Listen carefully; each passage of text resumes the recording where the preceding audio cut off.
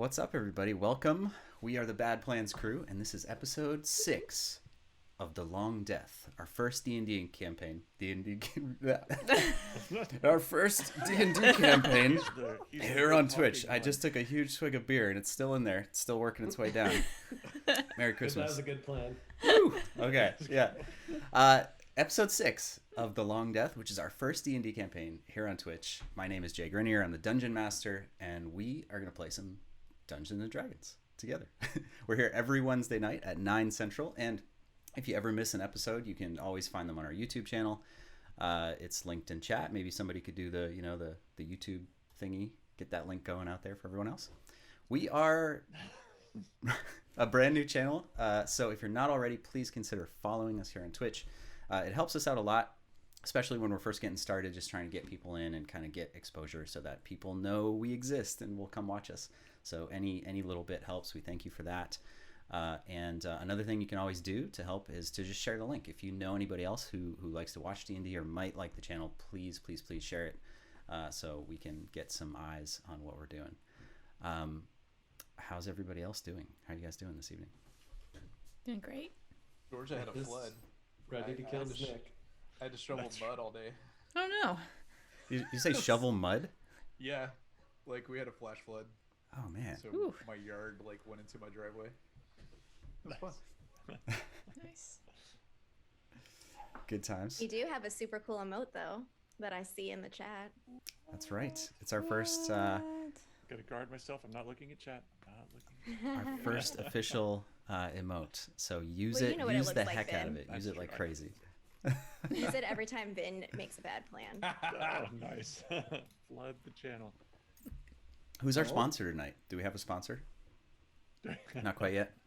Same sponsors we have every week. Sponsored by Bad Plans. Bringing you the worst possible plans you can imagine since 2021. Since last month. Lynette, were you the person who told me that if you rewatch Pinky and the Brain, thinking that Pinky is really smart and Brain is actually the crazy person, that it makes a lot more sense?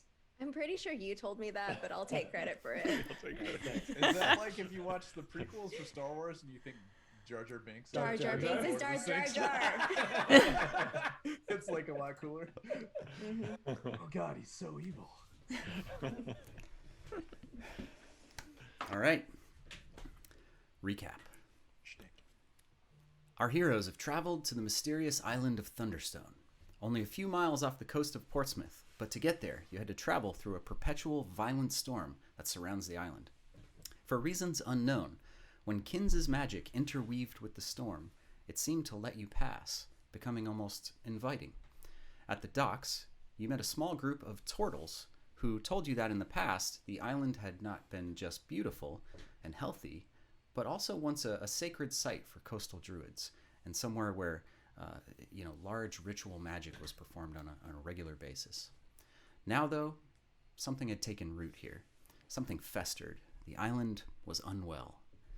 At the heart of the cedar swamps, in the center of Thunderstone, was a great tree. An extraordinarily massive banyan tree whose roots extended across the entire island. Caring for the tree and its grove were a group of druids who the turtles referred to as the Ladies. They'd been there a long time, and as stewards of the tree and the island itself, you hoped they might have some answers for you. You traveled through the cedar swamp to the great tree, and there you met one of the ladies, an older human woman by the name of Constance. She didn't seem to trust you at first, suspicious of why you'd come and how you got there. When she realized you had the other half of the key to the mines, she opened up a bit. Her and her 2 sisters had done battle with a great beast who had sought to claim the power of the tree. They could not defeat it, but were able to drive it into the mines and lock the gates. Constance revealed that allowing you to enter the mines, potentially releasing the beast again, should you fail to defeat it, could be disastrous for the island. No, she wouldn't take that risk, not with the group she didn't trust. It was then that her sister arrived, injured, telling of a group of berserk gnolls who'd attacked her and her sister out of nowhere. The gnolls were screaming about a broken truce, and after a brutal fight, her sister was taken captive and into the Giantwood. You agreed to search for them and do what you could to rescue their sister, Aggie. So, What's the plan?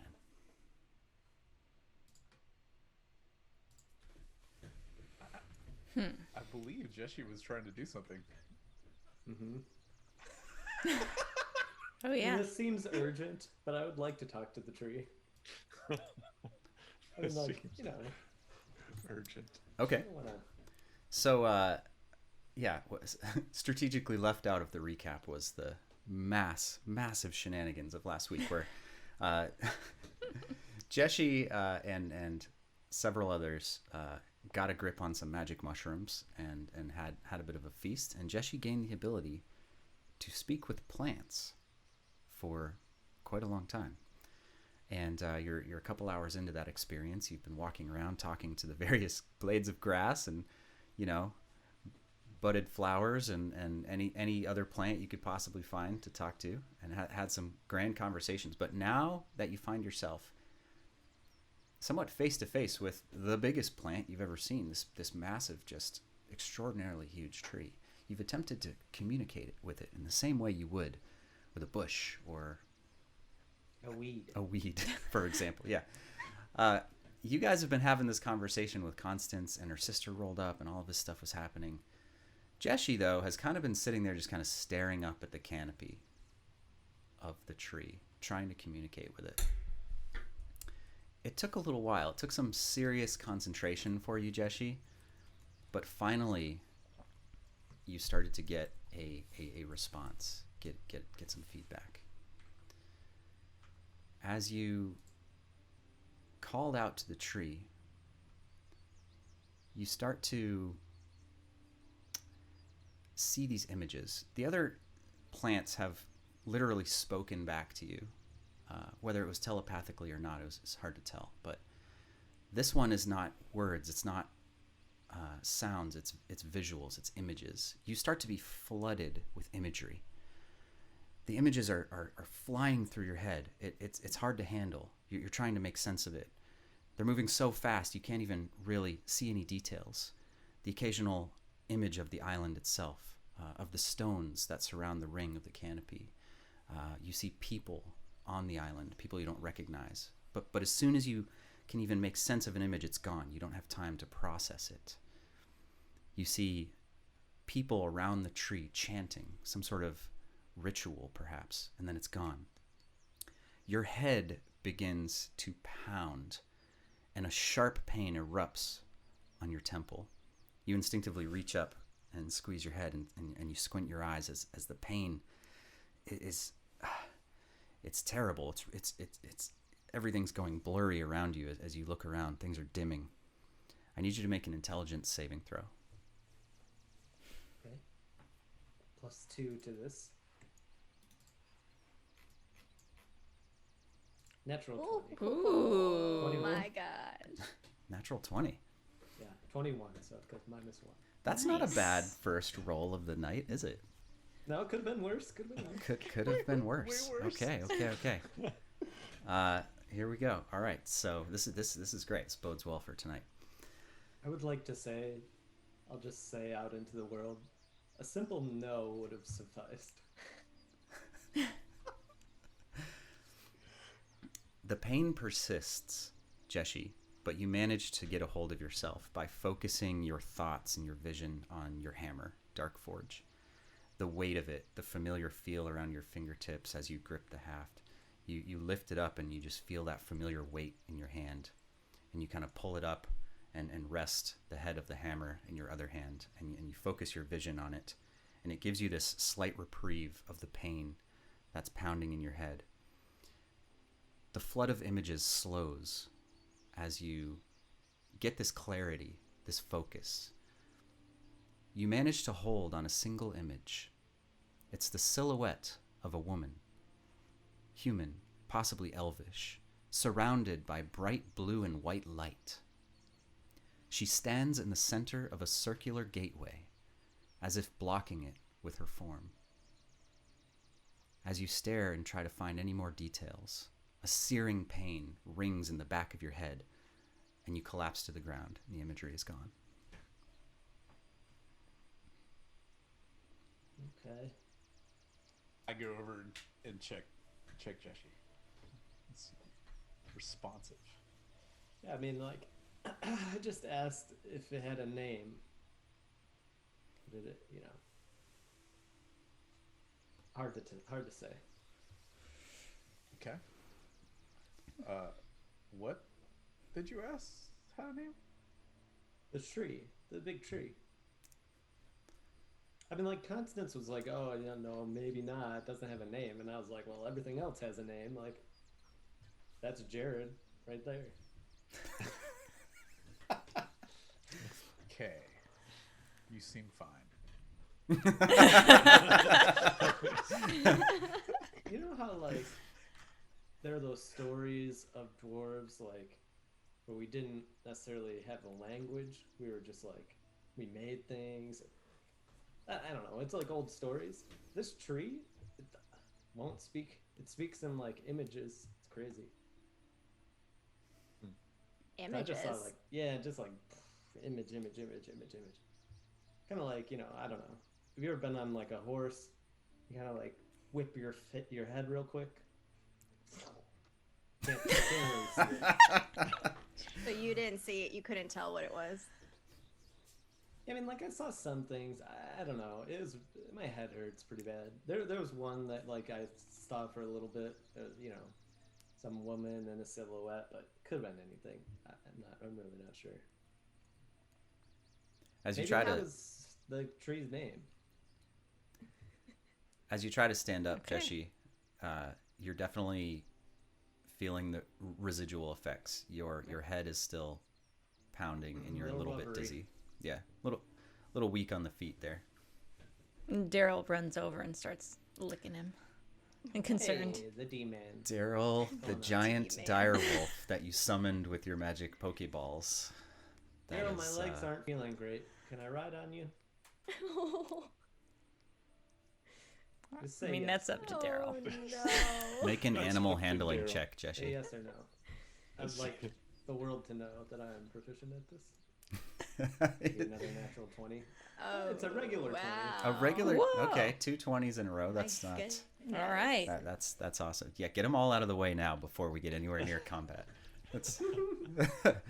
Yeah. So Daryl, who is a giant direwolf, which is basically like a horse, like a stallion-sized wolf, who is currently his whole muzzle is just covered in like blood and ichor from just like stained from eating that gnoll, and but as you call out to him and he walks right over to you, Jessie, and he just sort of like nuzzles you with his face, and it's kind of gross but also kind of nice, and it bends down and just sort of lowers its head so you can climb on.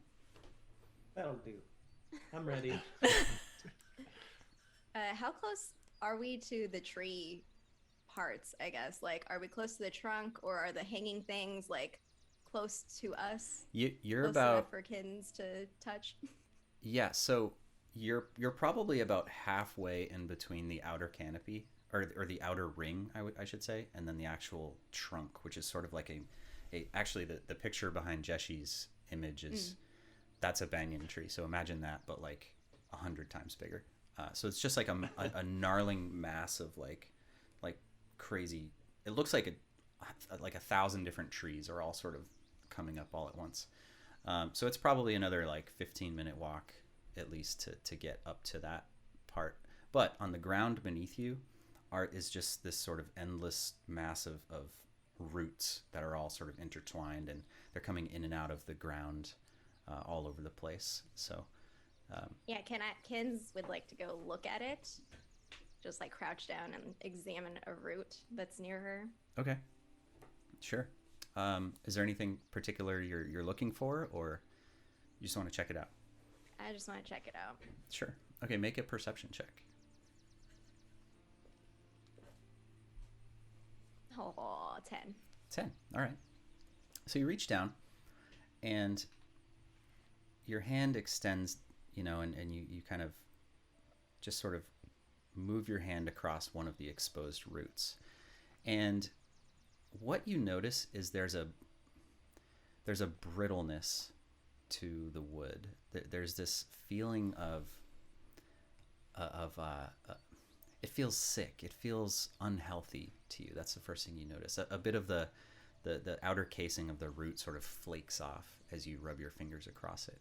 And you can see that there are insects just sort of, walking around. There's this almost like a rot type of thing going on with some of the roots. Not all of them.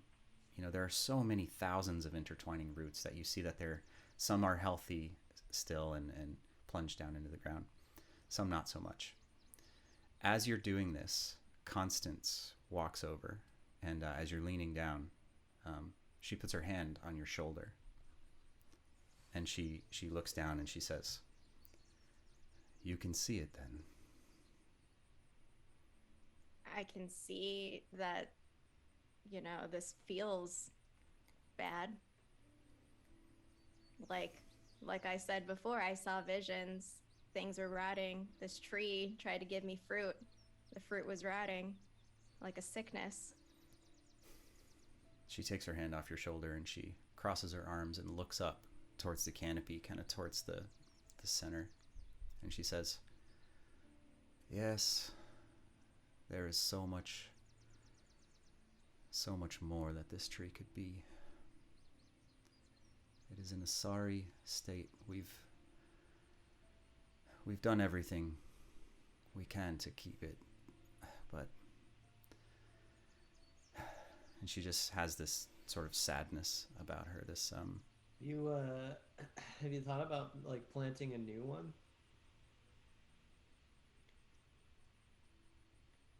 She just shakes her head, like gonna pretend I didn't hear that type of response. Kins, you're the only one who can see her face, assuming you're looking at her.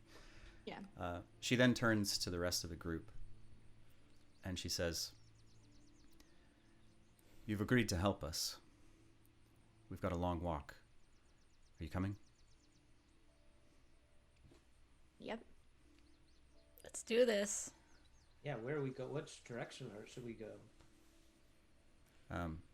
She starts to talk, and then her sister, who is still sitting on like a sort of an upraised patch of roots, and then she's taken out a water skin and seems to be just kind of collecting herself. If you remember, she arrived towards the end and she was covered in scratches and had to be sort of healed by Constance. She had been in a battle with the gnolls. So she's still kind of tired and collecting herself a little bit from that. But she calls out and she says, "They were taken north to the Giantwood. You should be able to find where we fought them easily. Just go straight north. You'll see." Constance kind of looks down and puts her hand on her chest and just gives her a nod. She looks back. She takes out her sort of gnarled staff, which, Kins, you notice is the staff itself seems to be woven out of the same wood that makes up this tree. And as she holds it out, it actually seems to extend a little bit in her hand into sort of a walking stick. And she starts to hike. All right, I'll follow after her. I'm gonna hang back just half a second until everyone is facing away from me. And then I'm gonna look around and then I'm gonna kneel down. I'm gonna tap the tree. I'm like, "Don't worry. We're gonna try and save you. But we have to save the sister first, but then we're gonna save the bad guy." I'm gonna give him a thumbs up and then start walking. Nice. I'm gonna ask the grass to point north. Oh my gosh, the blades of grass. Okay, make a persuasion check, Jessie, as you persuade the blades of grass to guide you on your quest. Jay's nightmare continues. Oh yeah, let's go, Jessie. 19, and I'd like for this to just be an active 30 feet radius. So there's just a nice point. As you look down and you just sort of call out to the plants below you, To the north. a grouping of weeds and bits of moss They all start to like extend up, like when a plant raises towards the sun first thing in the morning, like in your direction.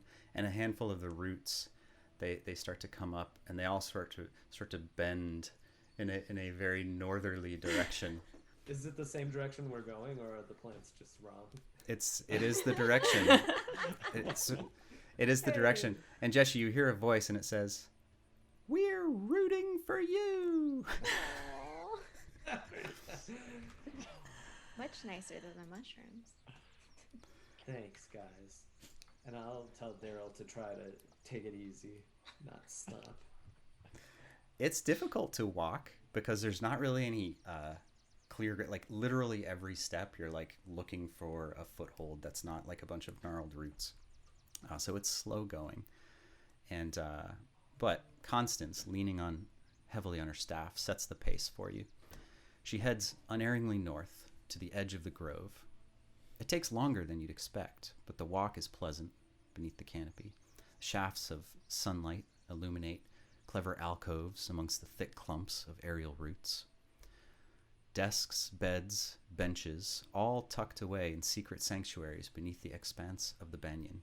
You can easily imagine an entire life lived beneath these branches at one point in time. It's all at once that you realize you've reached the edge of the druid's circle. The wide open spaces of the grove butt abrasively against the harsh, rocky reality of the black forest before you. You stand for a moment with your thoughts. If not for the urgency to drive onward and help the beleaguered druids, perhaps you'd reconsider your path, which heads by all accounts into the gloom. It is then that you hear a distant, thunderous bellow, like a wild scream, a wild yell.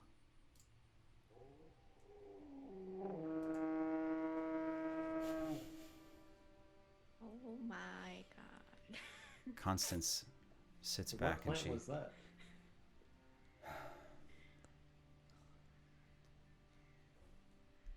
she looks back and forth. There is something I need to tell you.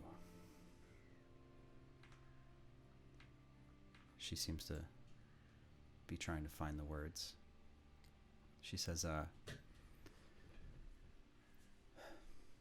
the Giantwood is an ancient forest that runs along the northeast coast of the island. You should know, a very dangerous foe wanders the forest. It's a massive giant who kills any in his path. We know very little about him, only that he's been here for a lot longer than we have. Well, he can't be reasoned with. We've tried. If you see him or hear him coming, I suggest you run in the opposite direction. Was that it? She looks off into the distance. Yes, I'm afraid so.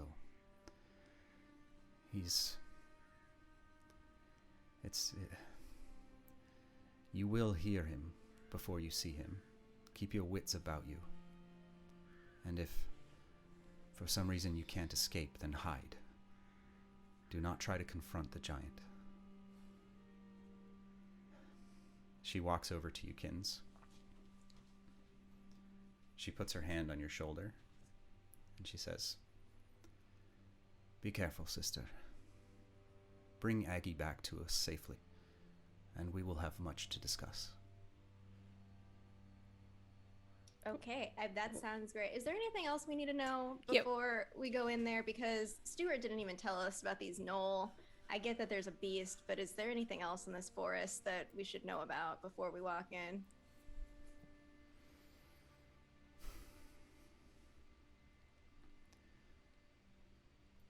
The gnolls, they don't typically enter the forest. Not many things do, due to the giant. It's odd to me that they'd go this way. I expect they've done it because they don't think we'll follow them. It's unlikely you'll find any other significant danger. Nothing you can't handle. But I would, like I said, keep your wits about you. And, well, just be on your guard.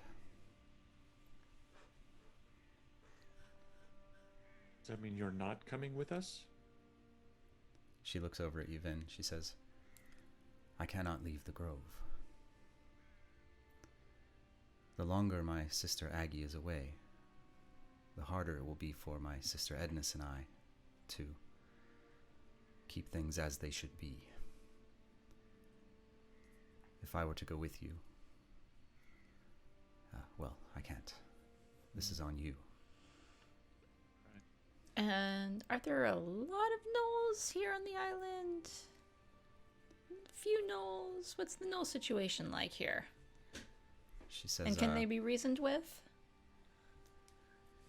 She looks over at you, Bellarissa. She says, they're stupid creatures.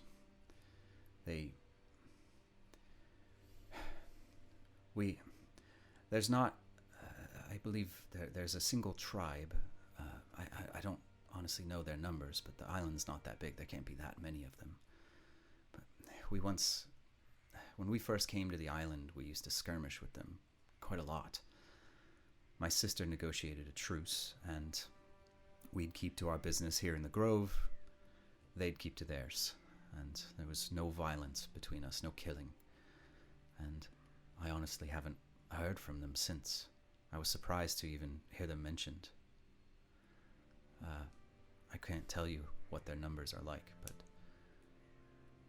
yeah.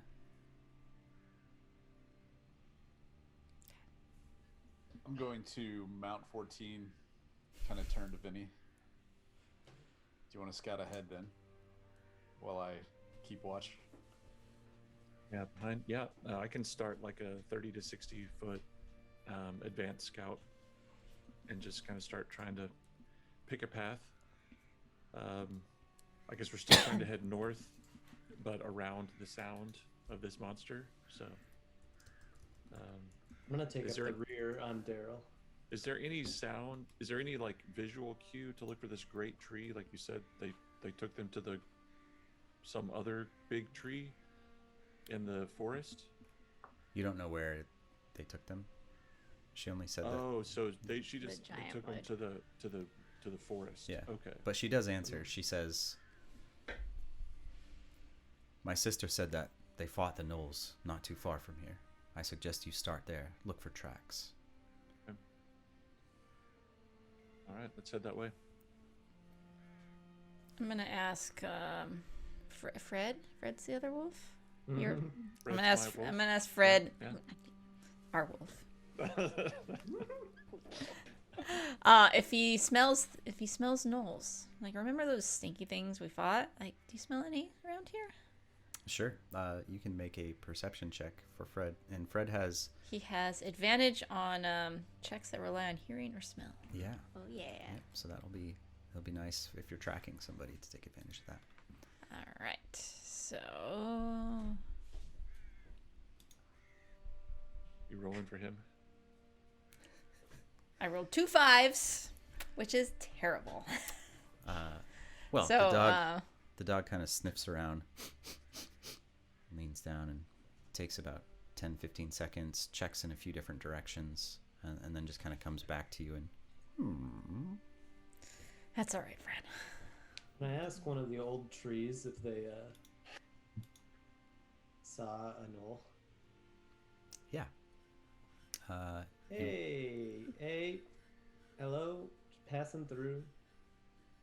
We're looking for somebody. Apparently, she got taken by those like not like this one, but like big wolf dog things. Very scary. You know where they are? The tree responds to you. Oh, no, I've not seen anything like that. Okay, on to the next tree. Stop, wait. Stop, please, don't leave. Don't leave me here. I'll come back. What's your name? My name is Treel. Treel. I am Treel. You know, that's a really rememberable name. It's 'Cause I easy don't know if to you know remember. this, but we call you Trees. Does anyone have the time? No? Okay. Not a big deal. Oh, I'm just having a little fern. I promise. Oh, yes, let's move on, Jesse. I'll grow on How you. the We don't hear tables this, have so- turned. Yeah, we don't- I look back. Yeah, I'm just like, kid. I guess it wasn't meant to be. You have a very strange way of talking. I'll be back. I'm gonna go start looking for tracks also, or seeing if we can't find this battle site. Okay, so you guys head to the north and moving through the forest. I mean, they said they killed like 10 of them, right? Like Uh-huh. this shouldn't be. This should be a pretty large scene or something. Yeah. So as you head basically through the perimeter of the tree has these dangling vines, and you've sort of stepped through them and had a brief conversation with Treel, the ancient oak who stands tall in the Giantwood, and you've walked just in that general direction to kind of get through this. There's sort of a bunch of big rocks and kind of like fallen trees that you've got to climb over, and it doesn't take you more than 5 minutes, but you kind of get on the other side of this perimeter that as you get into the entrance there, and you can see it maybe 100 feet or so ahead of you. There's a small clearing, and you can see bodies littering the ground. All right. Well, then I'll head that direction stealthily and start checking for any tracks or sign of movement. Yeah, hoping that they weren't necessarily trying to cover their tracks, but we'll see. Okay, so As is Vinny it heads in, I'm gonna scan, just kind of panoramic, and see if I can pick anything up. sure? So the rest of you are kind of staying on the outskirts, and Vinny, you're stealthing in by yourself. Yeah, I'm good with that. Okay, cool. Make a stealth check. 23. 23. Okay, great. You jump down off of a rock, and you're able to kind of keep on the outskirts of the trees, on the outskirts of this clearing. It's very, very dense in here. There's almost no ground that isn't, an old fallen tree, or there's just very dense, thick undergrowth, lots of rocks and just outcroppings and things that there's no path or anything like that to speak of. But this little area seemed to be the best kind of spot for if there was going to be a clearing in an area like this. This is about as close as it would get, and you find just gnoll bodies all over the place. Like, some of them are smashed against trees, a lot of them are bloodied, some of them are just lying there with no obvious wounds, but are obviously dead. The flies have already kind of started buzzing around some of them. What would you like to do? I'm looking for any kind of sign of who the survivors, right? And this woman that they've carried out. So signs of movement away to see if we can figure out a direction that maybe they went. Sure. Okay. Make a survival check. And as you're doing that, Thorcum, go ahead and make your perception check, scanning the horizon.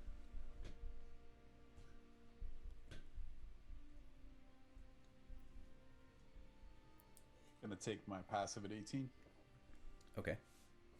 So you're looking around and just kind of passively observing the area. One of the first things that comes to you is the lack of visibility is a bit unnerving. When you're in the swamp, it was similar, where the trees were so dense that you can't see very far in front of you. And this is a similar situation, but without the path. So it's the canopy above has blocked out much of the sunlight. It's really hard to see more than probably 40 or 50 feet in front of you before it's just blocked off with trees. You don't see anything moving. You see a handful of crows or blackbirds flying through. You see Obviously, you can see Vin where he is, kind of sneaking around. Nothing else really of note. Just dense, old forest. I'm going to call Fred in too, now that we have some fresh bodies, and see if he can pick up the scent from these actual gnolls. Okay. Mike, Belrissa, you want to bring Daryl too? See if we can get a couple of hunting dogs. Daryl shakes Jessie off gently. I rolled a 12 Unacceptable. on my I survival tried to hold check. But yeah. I am intending on fighting Like a this bull. giant on the back of this wolf. What was your Okay, survival I'll get check? Or are you... Mine was 12. 12, Yeah, okay, 12 great. survival, so. So Fred the wolf kind of walks over quietly, seems to have the wherewithal to understand that this was recently a battle site, and seems to be looking around, sniffing as if on alert. It walks up to one of the bodies that you're kneeling next to, and at your command just sort of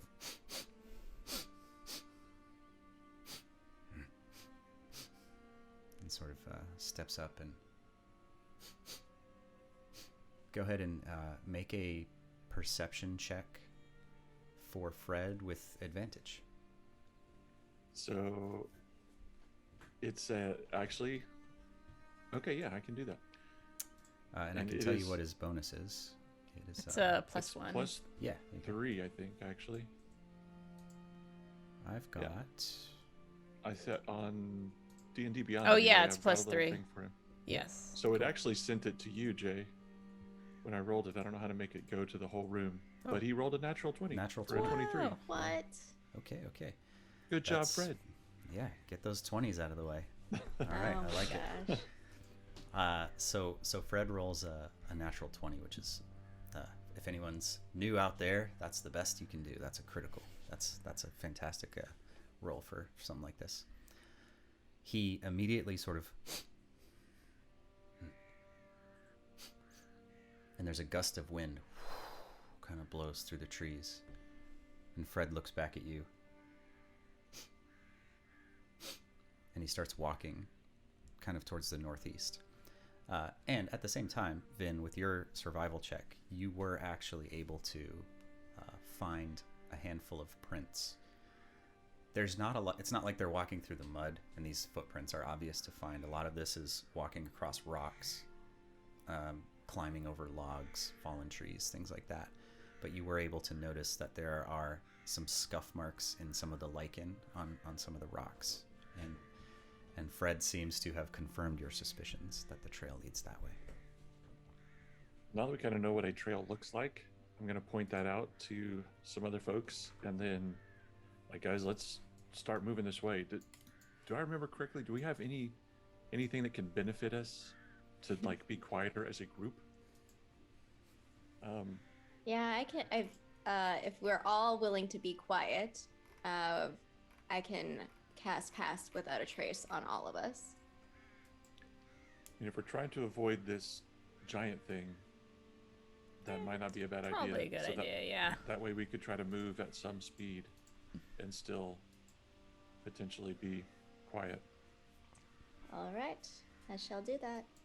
Everyone gets plus 10 bonus to stealth checks, Nice. dex Okay. checks. Nice. And then I'm going to say, Fred, lead on, and let's kind of move at a decent little pace.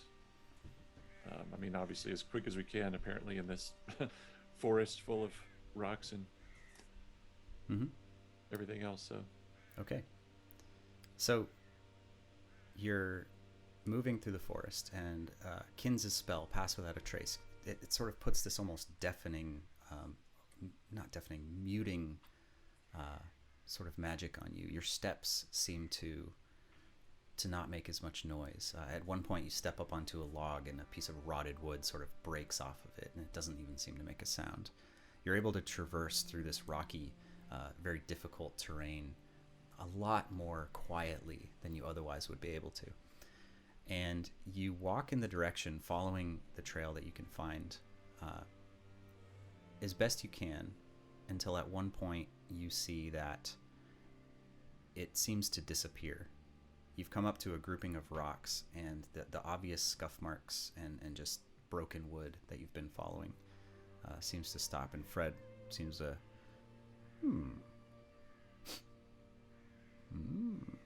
kind of looks over at you, Vinadil. Make a survival check. Anybody who wants to do that, to try to see if you can find the trail again.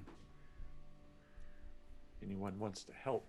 Feel I free. will Okay. try. I'd like to ask a nearby tree. I'll be like, Okay. What are you going to ask the tree this time? Bunch of city kids. Hey, you know Triel? Oh my god. Tree, my cousin.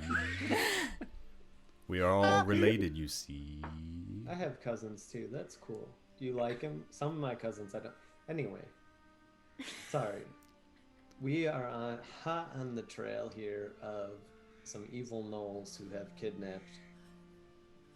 Is it a kid? It's not a kid. They've elder napped a druid. Do you know where they are? It's been a long time since I've spoken to anyone other than my stupid cousins. I may have saw something like that. Why would I tell you?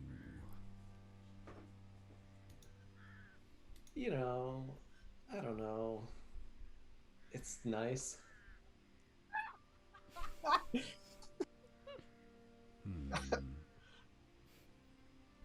If one of the cousins that you like got chopped down and taken away, and I knew where, I would tell you. Make a persuasion check to convince this tree that it should help you. God. Oh my lord. 17. 17. Well, allow me to give you some sage advice. You? And you hear this as the whole tree seems to sort of shift a little bit, and a branch just falls off over on like one side and crashes into the ground. That way. Okay. Oh, and if I'm you taking the branch. if you get lost, just let us know. I will, thank you. This way. Sorry. I rolled a 14, if that matters at all. So- we're I already also going with rolled the a trees. 14. That's So I only rolled a 3. the Listen, the entire dual group threes. is already over there. Like, you found the trail like 5 minutes ago, and Jesse is just staring up into the sky, going, he has completely lost his mind. You could probably just leave him here. I mean, he's a liability at this point. Kid, let's go. Okay, What are you doing? just confirming. All right. This way. This... Does the stick point in the same direction as the tracks? It does we found? actually, yeah. It's All right. it's It did, I picked it up. The tree's honest anyway. you begin to follow the trail again, and it's a little harder to find for a while. It's just this bit of terrain, you know. It's not as obvious, but after maybe 10 more minutes of walking, you pick up what seems to be the obvious part of the trail one more time. You continue to follow it. About 2 miles north, and probably an hour and a half goes by. Your spell fades. Your spell lasts an hour. Is that correct? Yep. Yes. Okay. So Pass Without a Trace has faded, but you haven't seen or heard really anything out here other than the crows. You follow the trail up onto a big pile of rocks, almost like not quite a cliff, but maybe it goes upwards about 20 feet, and there's sort of a natural almost stairway built into it that you're able to follow up. But at the top of the rocks, the trail is gone again. What do you want to do? Survival check. At this point, I'm Yeah. going to call Kins up and say, yeah, any help finding this trail? Are there any trees nearby, Jessie?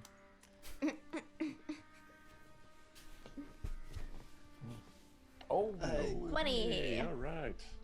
Another 20? Dirty 20. Yeah, Dirty 20. It's not a natural one, but Dirty it's nice 20. to be a 20. Okay. Kins, it takes you about 5 minutes. Not long at all, all considering. And you are able to find the trail about 20 feet to the northwest, kind of in between some bushes. You also see on the other side of the rock, as you were looking around, so on the northeast side of the rock, you find this, northwest, doesn't matter. On the opposite side, you see something that alarms you. It is a different set of footprints. A massive set of footprints. Each one probably between 3 and 4 feet long. Just an absolutely huge humanoid foot that sinks down about 8 inches into the ground.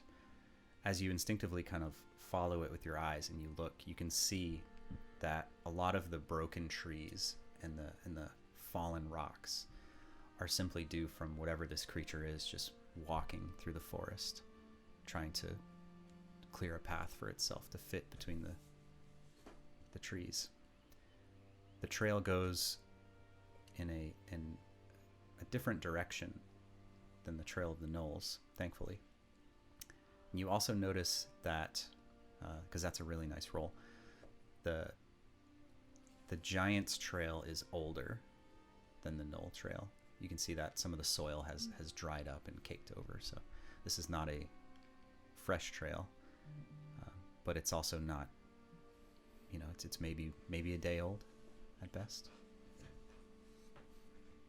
So I'm going to turn to the others and point out this footprint. And, hey. So this doesn't look like a gnoll. Study this.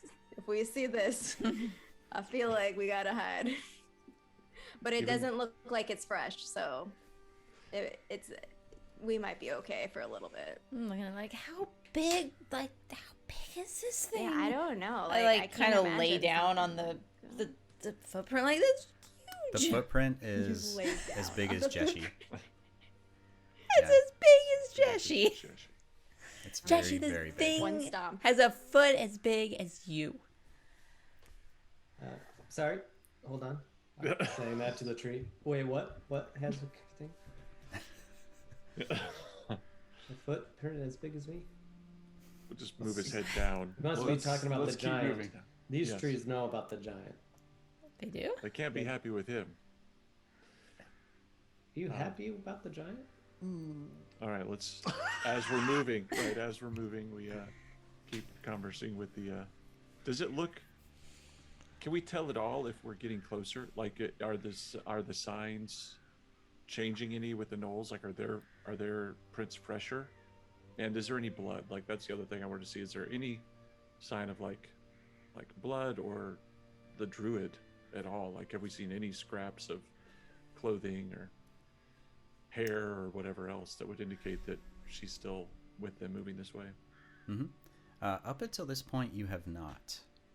It's been all you could do just to find the trail at all, just to find small, little markings on trees or broken branches. It's only been through the help of your direwolf friend, Fred, that you found the trail at all.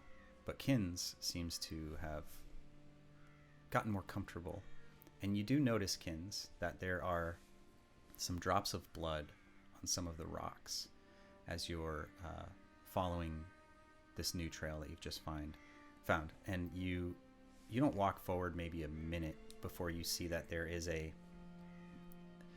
not quite a cave, but there's sort of there's like an outcropping of rocks with a large tree growing up on it, so the roots are growing down and kind of dangling over the mouth of this little makeshift hollow in the rock.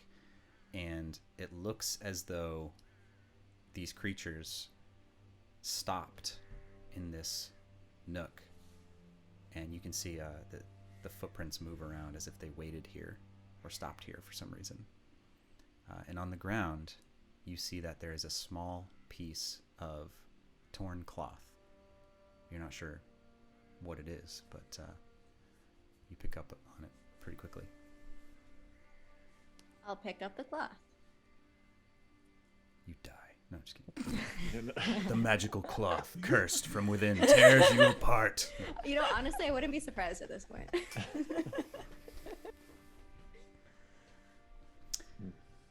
Wait, was this which path did we follow? The giant footprint? No, this was the other path, right? Okay. I'm assuming you didn't follow the giant footprint, I but did you not tell me. approve that we follow the giant footprint. No. No, I mean, it looks like they stopped here for a time.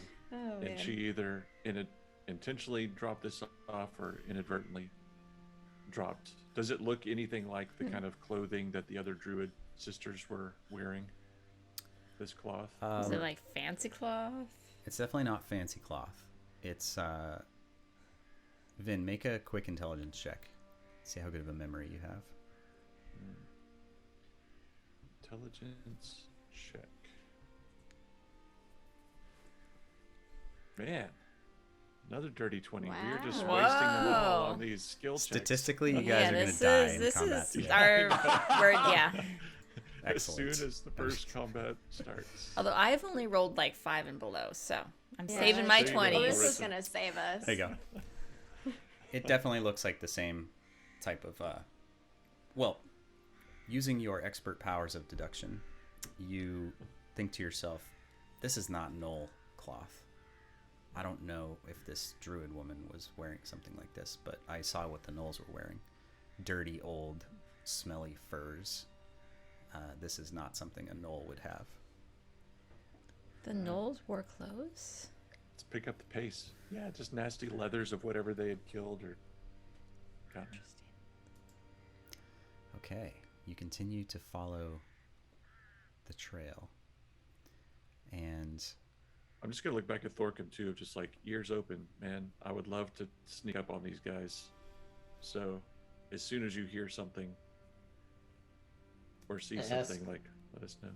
I'm gonna ask Daryl if I can go on his back again because I'd like to continue my conversations with the trees. It's just easier. yeah, I'm trying to reason with him. I'm like, he lets you on. Okay. thanks, buddy.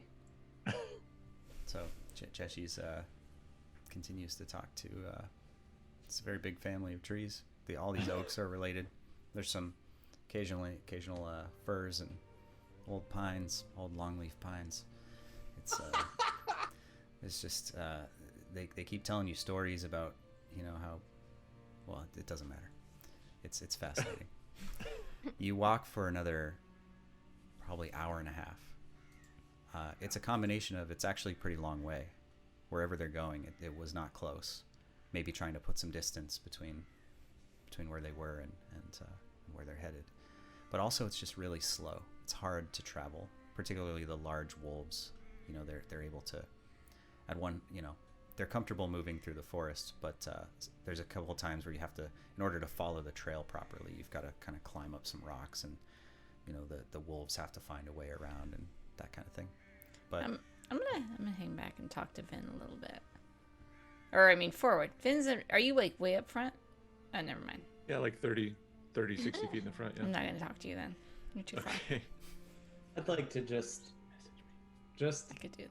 get this out of the way. At some point, I have asked the tree to tell me their best story, and I would like for this to basically play out like a very extended version of telephone, where like the tree next to this tree can hear the other tree, and it just like continues on. Tree. No. And I would like to hear, and I Jeff would like to hear the story from you two. No, just kidding. You're so gonna die. We can do that on Saturday. Suddenly, a giant bursts out of the trees and just steps on Jeshi. Oh, sorry, man. Leaves Their the rest of favorite us story alone. Sorry. about a Oh dwarf gosh, getting I smushed just by a- can't believe what just happened. We'll have a grand heroes feast for you when we get back. Yeah. Okay. I'll consider it as you're moving through the forest. Midweek. Oh, God.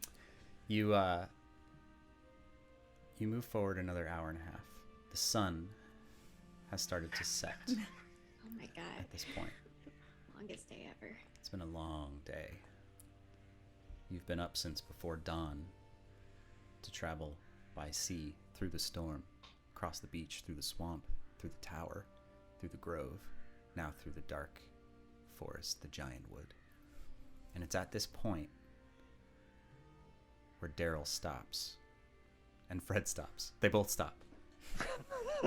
All the dire wolves. And you stop. hear,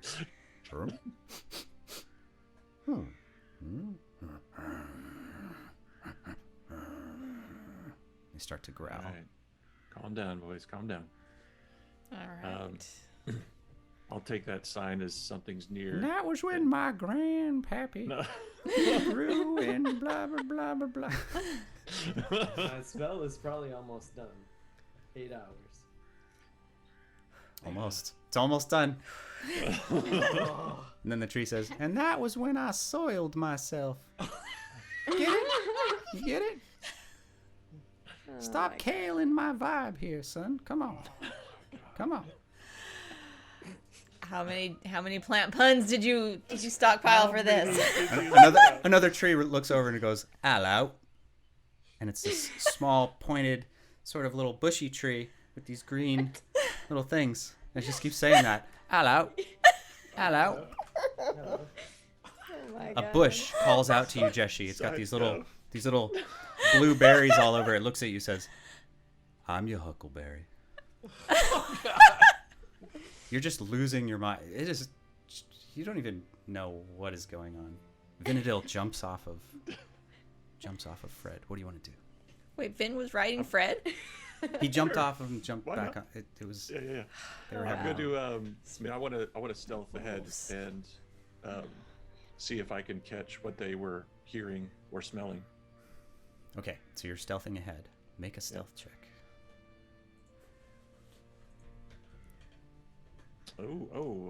Not with advantage. So 13. 13. Okay. Ouch. You move quietly in the direction, and you can see that Fred actually is kind of like, he seems to be a little concerned. And do you want him to follow you? No, I'm gonna have him stay back. Okay. You move forward a little further, and you come across sort of a rock, a big rock. It's probably 20 feet high. Well, it's a bunch of rocks kind of piled on each other. And you climb up across them as stealthily as you can, and you put your hands up, and you sort of peek over, and that's when you see it. The sun is setting, and it's getting dark. It's getting dim, but you can see the gnolls. What you see is a clearing. It has a fetid stench of rotting meat and untended offal. The gnoll camp nestles like an unsightly infection among massive petrified bones of some ancient fallen horror. The remains of the great worm rest in scattered pieces across the clearing. Thick white ribs jut from the rocky ground like daggers, and between each lay the tattered bedrolls of the savage gnolls. The skull of the creature, similarly occupied, with ragged, uncured animal skins hanging in the eye sockets like a sick imitation of drapery. It is, all of it, an affront to your senses. As you scan the scene, you see about 10 gnolls, and with them you see 2 giant troll-like creatures skulking about the camp. One of them kind of climbs out from underneath the skull, pushing the skins out of the way, barely fitting through sort of a broken segment of the skull on the side, squeezing its way out, its brownish, kind of greenish, bulbous skin scraping against the side as it pulls its way out. It reaches down and picks up a giant bone off the ground and kind of throws it across his shoulder. Walks around, starts skulking about the camp. Make a perception check, Vinadil.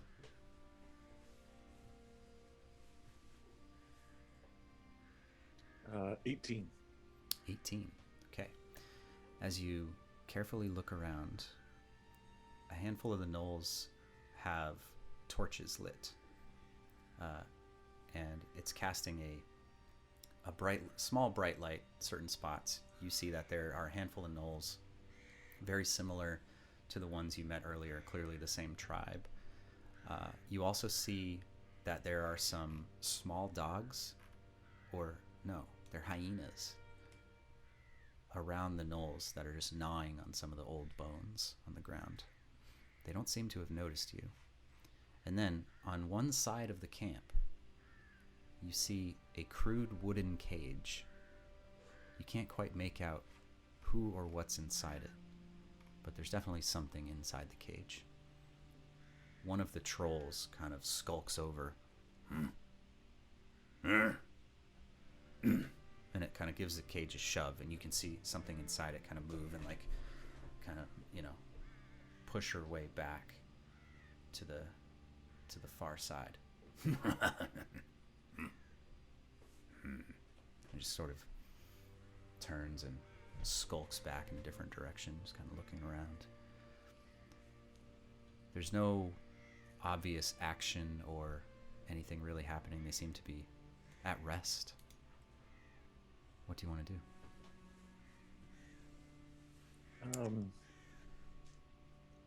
As quietly as I can, I'll go back to the group to circle up, report what I've seen. Being really careful if it looks like I kind of climbed up a set of semi-loose stones to get to this height, to make sure that thing goes rolling back down the side. And yeah, I want to go back to the group. Did you see her? Did you see the Yeah, lady? I mean, she's there. 10 gnolls, some hyenas maybe, small dogs, but then 2, I don't know, bigger things, ogre, troll. I mean, these are things we've read. I don't know what these things are, but it seems like something like an ogre would seem like. Okay, me and Daryl will take one of those. Well, what do we think there's any chance we could sneak her out? If we could, that would be great. Distraction? Do any of you have some sort of horn or instrument? No, but I have wolves and message. I mean, potentially we could create a distraction of some kind. Not an instrument. You know what? Hey, anything could be an instrument, right? That's right. You could beatbox. The wolves could. I can howl in tune. But I mean, there are the other potential is we could wait till they sleep, and try to sneak her out, or take a few of them out while they're asleep. Yeah, but like, what if they kill her before then? That's my only thought. Is did anything look like a large cooking fire type thing? You think they're gonna eat her? When I was there, I wouldn't be surprised. You did see a large pile of brush, but it was not on fire. Okay. I mean, the wolves could. Was it?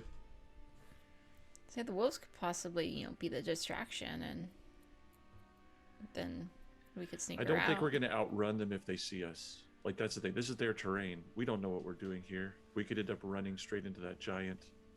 So I don't think we're going to be able to outrace them. So we would have to get her without them seeing. So unless the wolves can like run the big guys off, which by the way, do the wolves like go away as soon as the sun sets? What's the rule on the wolves? Sunrise. They go away. So we got some time. Mm-hmm. And if we need to sacrifice them, they can always be reborn. So they're awesome wolves. John, don't listen, Fred. Don't listen, Fred. They know this. They're cool. They're cool with that. Also, if we can get me to her, I could make us invisible and they wouldn't see us. So that could be a thing. Plan A. Plan 1. Yeah, to get her. So, but she was like on the other side of the camp, basically from where we are now. She's on the opposite side, but near the perimeter. So, I mean, we could like skirt around. Yeah. Have the wolves create a distraction. I could even like cast darkness over there or something. So we're up next to like a mountain too, right? So behind it is kind of a mountain. Is that correct? And then kind of a bowl almost is what I'm picturing of forest. And on the right-hand side, the right-hand side, on the directions, on the eastern side, there's a cliff. It's not super far. Right. Maybe 10, 12 feet down. And then on the northern side, that kind of wraps around to the west. There's sort of a bowl. Yeah, and you've approached kind of from the south. Oh, so she's on the north side, so like we can't. So she has the mountain. Well, she's kind of on the more like the western, like west northwest side. It's not like a massive cliff. I mean, you could still approach from that side. Okay. What do you guys think? I mean, do you want to try to sneak our way in and kill these guys and take her out, or try to sneak her out? So I think that's our two choices at this point. I'm down for sneaking her out. We need a Bad Plans theme song. It's like the song we play while you guys are making the bad plan. Not that this is a bad plan. No, don't let me influence your plans at all. It's like the Jeopardy theme song, but more like intense. Like, oh, you know something's bad. It's coming right now. Yep. So I have no more pass without a trace, just FYI. So I cannot contribute in that sort of way. All right. So what we could do, right? We use the wolves for a distraction. I can cast a fireball like way over there, and they're like, "What is this fireball?" And so they're all looking this way. And while they're looking this way, we come in from this way, and we come in all together, right? And then I cast invisibility on all of us. So now we're all invisible, and they didn't even know because they were looking this way at the fireball. And then we are this way, and then we just sneak off. You can cast and how many people can you make invisible? Like a lot. This plan begins with the fireball. I mean. Oh wait. All good plans do. Wait, no, I can cast. I don't think you can make 2. everybody invisible. I can make 2. Yeah. 2. So me and her, right? We can be invisible. But Belrissa probably thinks she can. So you should shoot the fireball and then discover that you can't actually do that. No, I remembered that I can only do 2. Okay. But 2, 2. That's not bad. My previous question, does anybody have an instrument? No. Of any kind? None of you. 14 doesn't have an instrument in his little box. No. He doesn't really make sounds. No, but I would like to learn an instrument. It's We not get what back. 0 instruments. What's your thought? Just something that makes sound? Drums. I just need a sound. Can you have the wolves? Okay. We could have them howl or something. Yes, they The can wolves howl. are already hurt. Can you have them howl and start running in the direction away from us? Right. Yeah. And I The will question also is, do something. Do we want to move around to the other side first and like almost have them run through the camp so that we're not, because we're like what, 100 feet away from her, 200 feet away? I mean, we're not like right next to her. So even if the wolves... Whatever we do, the more time we spend here is the more chance they're going to find us. Okay, but tell us your plan, not like mystery plan. I can create an object that mimics a sound and puts it on a loop. Oh, okay. So we'd have a couple of different sounds going. And then we cast invisibility? We I still don't get know to if we're cast gonna- fireball. I don't know if we're going to need invisibility or fireball because the direwolves, I mean, they're going to have to create some havoc because just wolves howling isn't going to do anything. They're going to have to like go eat one of the hyenas or something maybe, and then run away. But You'd be surprised what noise will do. all right. Okay, but And after they're already hurt, so I don't Didn't think they're going to Constance be say any they use were in dumb? battle. I Yeah. think it's a good plan. Let's go. You think it's a good plan? All right. So I don't know. so then I have no other plan. we're going to move around. Can you still turn into animal skins, or are you like I done with? can. Yep. Okay. No, I short rested. I can do it twice. All right, cool. Wait. So wait, what's the plan here? So we're going to move around to the side closest to her, and we're going to have Fred and Daryl.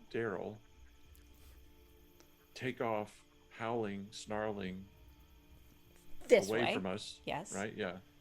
And then Thorkim, you're either going to leave your little thing somewhere or set it off, your sound maker device. Do you have to be next to it, or can you do that from a distance? Give me a couple of your coins. A couple of my coins. Wait, are Send they? it badly for the last person that asked for me for coins. Are the gnolls going to be chasing the sound maker, Thiele?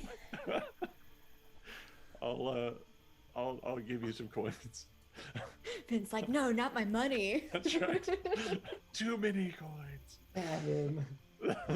And Jay, what I'm thinking here is I'm going to use my magical tinkering ability and imbue a tiny object with a magical property of your choice up to a 6-second long recorded message. So that's the one I want. And it can go indefinitely. Like I don't have like a limit on it. And I can do 5 of those. So if I can record a sound, I can create confusion. Okay, what are you recording? I need the wolves to howl. Okay. I'm gonna ask one of the trees. Is there Okay. something that like Okay. Oh god. these gnolls they like have to get to? Before that, you can like, finish your question, the tree just slaps you in the face with one of its branches. That's rude.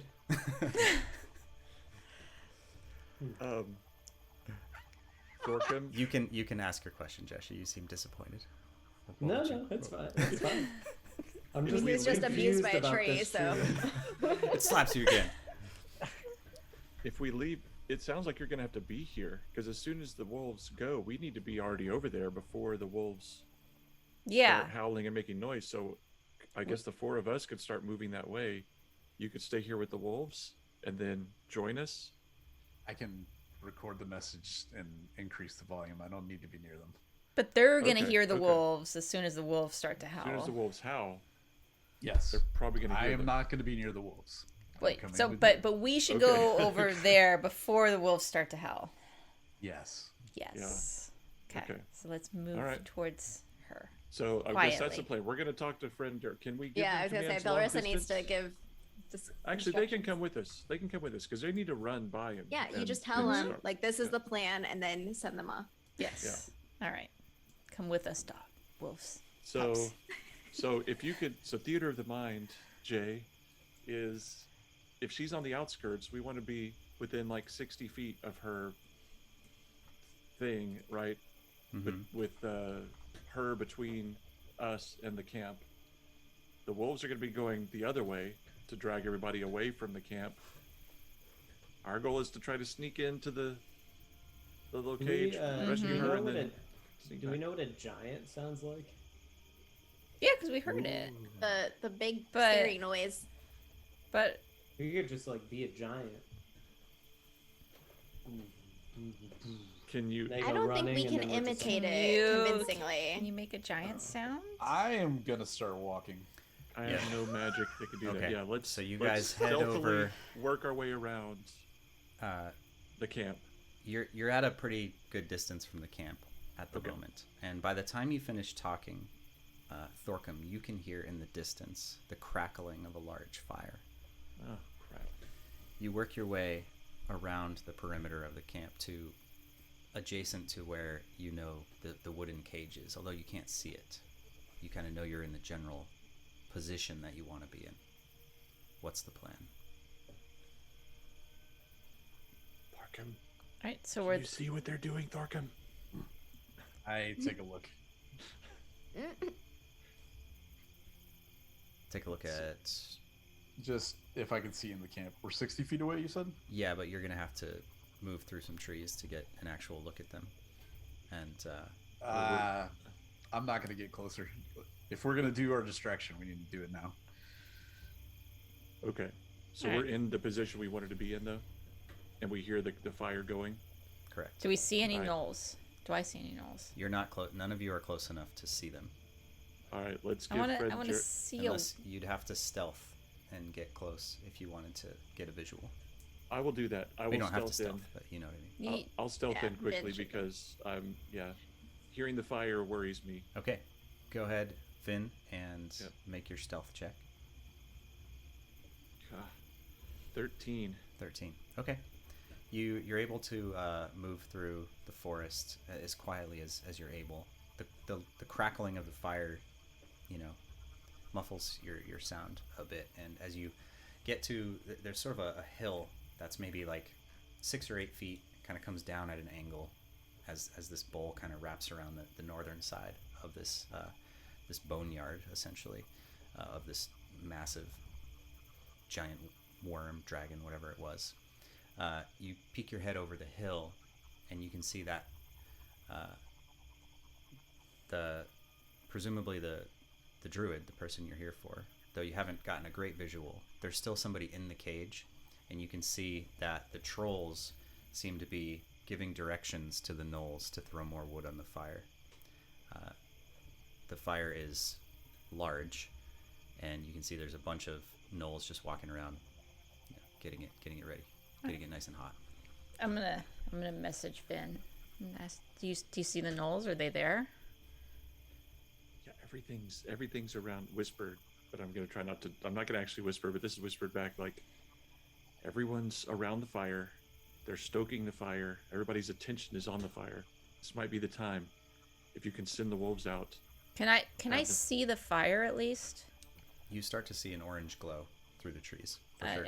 Vin, can you send up like a little firefly dancing light, like just something super subtle? Yes. Thank you. What? Why? God, you'll see. Okay, I'll just do one really dim ball of light. Like a little ember that's a little brighter than the rest Okay. that I can see. Like just above me? Yeah, well, so I can see above a knoll. Can only do it like 60 feet away from me. Are the gnolls within 60 feet? Are they not that close? So Vinadil is Oh within no, I could do 60 it feet 120 feet. of Wow. the gnolls. Okay. Yeah, but Belrissa, you're not going to see them because they're down a hill through all the trees. Yeah, but I can see his little thing, right? No, No? they're down. Like he's up on a Too hill, many trees. and you can't even see Vinadil. Oh, you're trying to fireball them, aren't you? No, I'm not. I was gonna message Okay. them. I just wanted to message a knoll. You can my get God. if you want to. You just have to stealth up to kind of where Vin is. I'm to gonna be able tell you see. to come up and join me.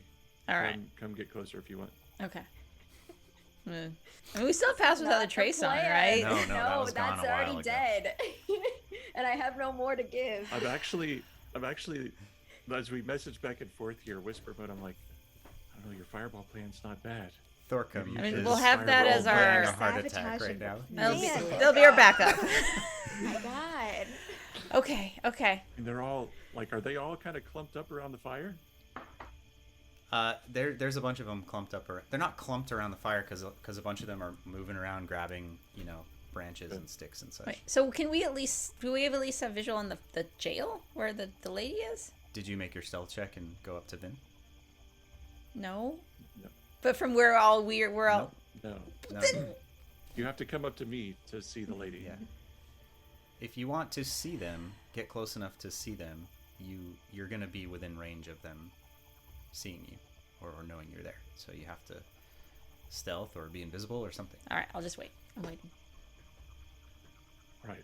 We'll either send the wolves or throw a fireball. Like, we've got All right. 2 choices. All right. So, I look at Thorgrim. You ready? Vinadil, you see one of the trolls start to lumber towards the wooden cage. now is the time. Thorgrim, are you Now ready? is the time. I've been ready, yes. Okay. I give them. I say, howl like you've never howled before, but there, that way, run that way. And the wolves, they start howling and they run off in the direction that you told them to run. And the two of they're howling like mad. Like, I mean, these are large wolves, you know, and they're howling as loud as they possibly can. It pierces the sky, and the sound is just everywhere. And Vin, you see the, and all the and the hyenas particularly, and a bunch of the gnolls kind of rush over, and kind of one of them, the hyenas have like these just scrappy leather collars on. And you see a couple of the gnolls have to run over and grab the hyenas because they look like they're about to dash off. All right. Now I'm gonna run up to Vin, where Vin was, and try and get a visual on one. Okay. Because I want to message one of these gnolls. You could message the druid lady. I don't want to message the druid lady. I'm gonna record on 2. I'm not gonna use. I just wanted to take Vinny's coins as a joke, but I'm gonna to record on 2 howls on because they both take an action. So I think I have like 12 seconds to do this. Like, Okay.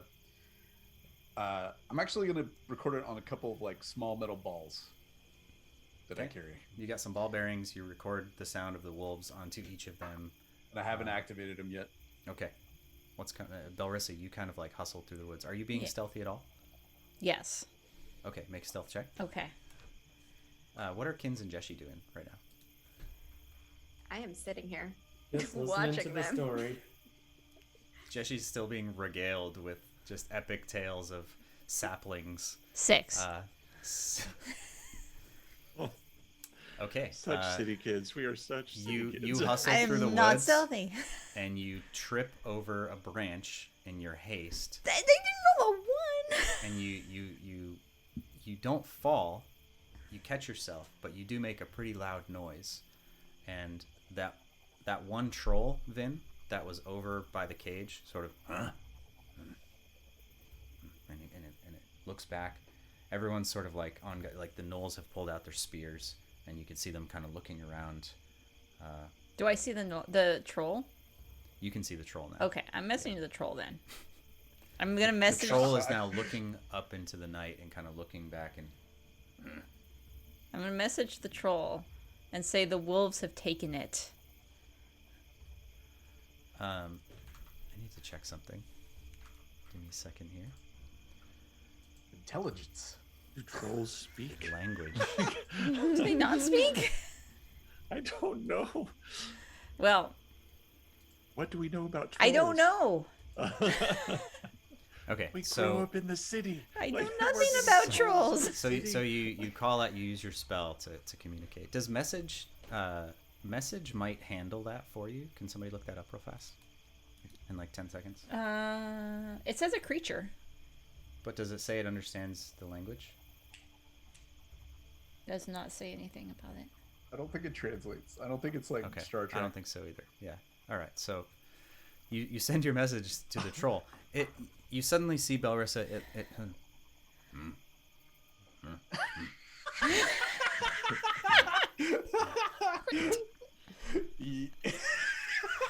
I lay very quiet.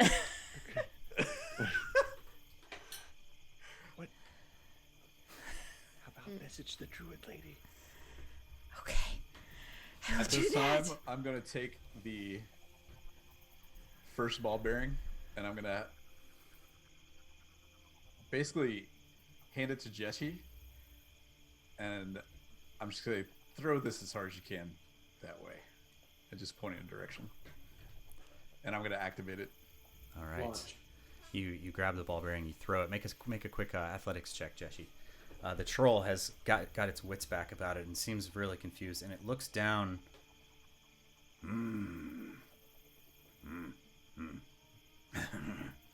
And it starts to lumber towards the cage, and it rips the door of the cage open. 10.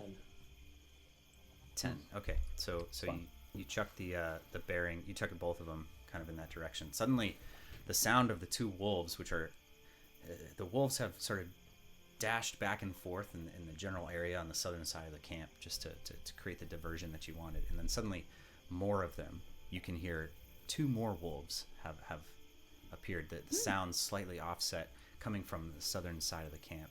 At that point, you see the entire camp starts to. You can see they're nervous, and the troll, who was opening the cage,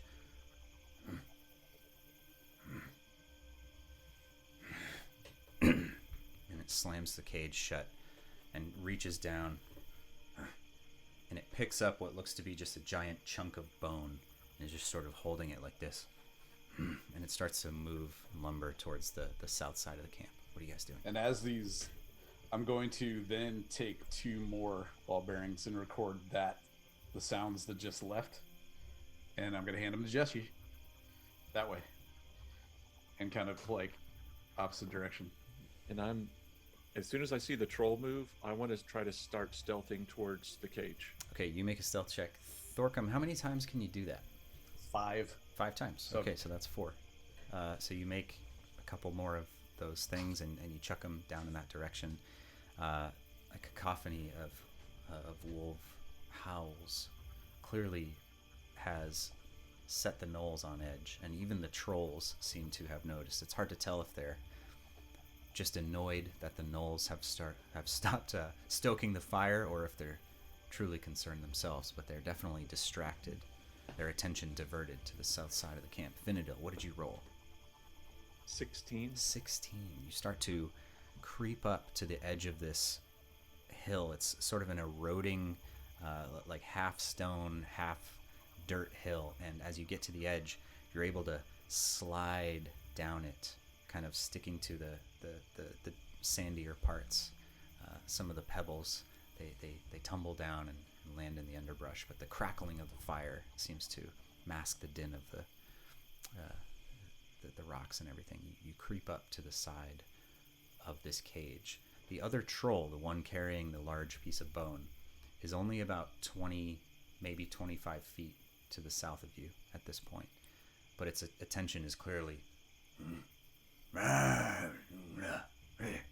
seems to call out in some foreign language. You look down, and huddled in the back of the cage is an elderly woman. She's wearing a ripped brown cloak that she's got it kind of pulled up, and she's just kind of almost in a fetal position, kind of towards the back of the cage. She's barefoot. You can see that she's bloodied. It looks like one of her arms is broken. You can see it's kind of dangling down, and she's got it. She's positioned where it's kind of resting, but you can look at her arm, and you can see there's a piece of bone protruding out, and she seems to be rocking back and forth. She's the little bits of skin you can see are caked in blood, and she's just kind of rocking in a fetal position. You see silvery hair kind of falling out, withered skin. What do you want to do? Say, please make no sound. We are here to rescue you, and I want to move up and try to open that, open the gate and try to help her get out as quickly as possible. Okay. Kind of sleight of hand type thing. I mean, I guess I've got to check and see if it's locked or not, but it didn't seem like he had any complex locking mechanism. At the sound of your voice, she starts. and she kind of looks around like she can't see you, and finally she notices you on the side, and her face, it looks like her cheekbone is broken. The whole side of her face is bloodied and bruised. She's in very, very rough shape, but she seems to look at you through squinting eyes, kind of. Can you move? She tries to. She starts to pull on the cage, and as she pulls on part of the cage, you hear, and it makes this really loud noise. She instinctively stops and kind of. She after a few moments, manages to kind of like shift her weight up onto her knees and is able to kind of like get one leg up. And you can see now, like, as she sits up, her shoulder seems to twist, and she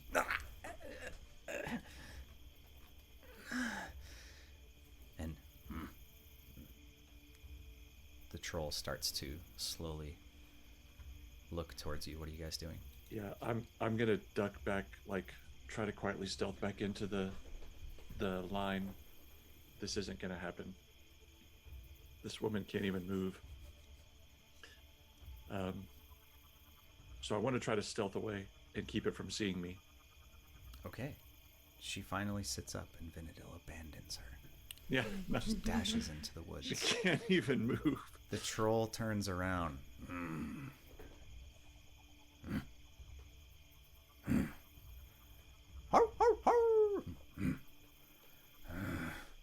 Seems conflicted, but ultimately turns back, looking over his shoulder, and starts to lumber a little further away.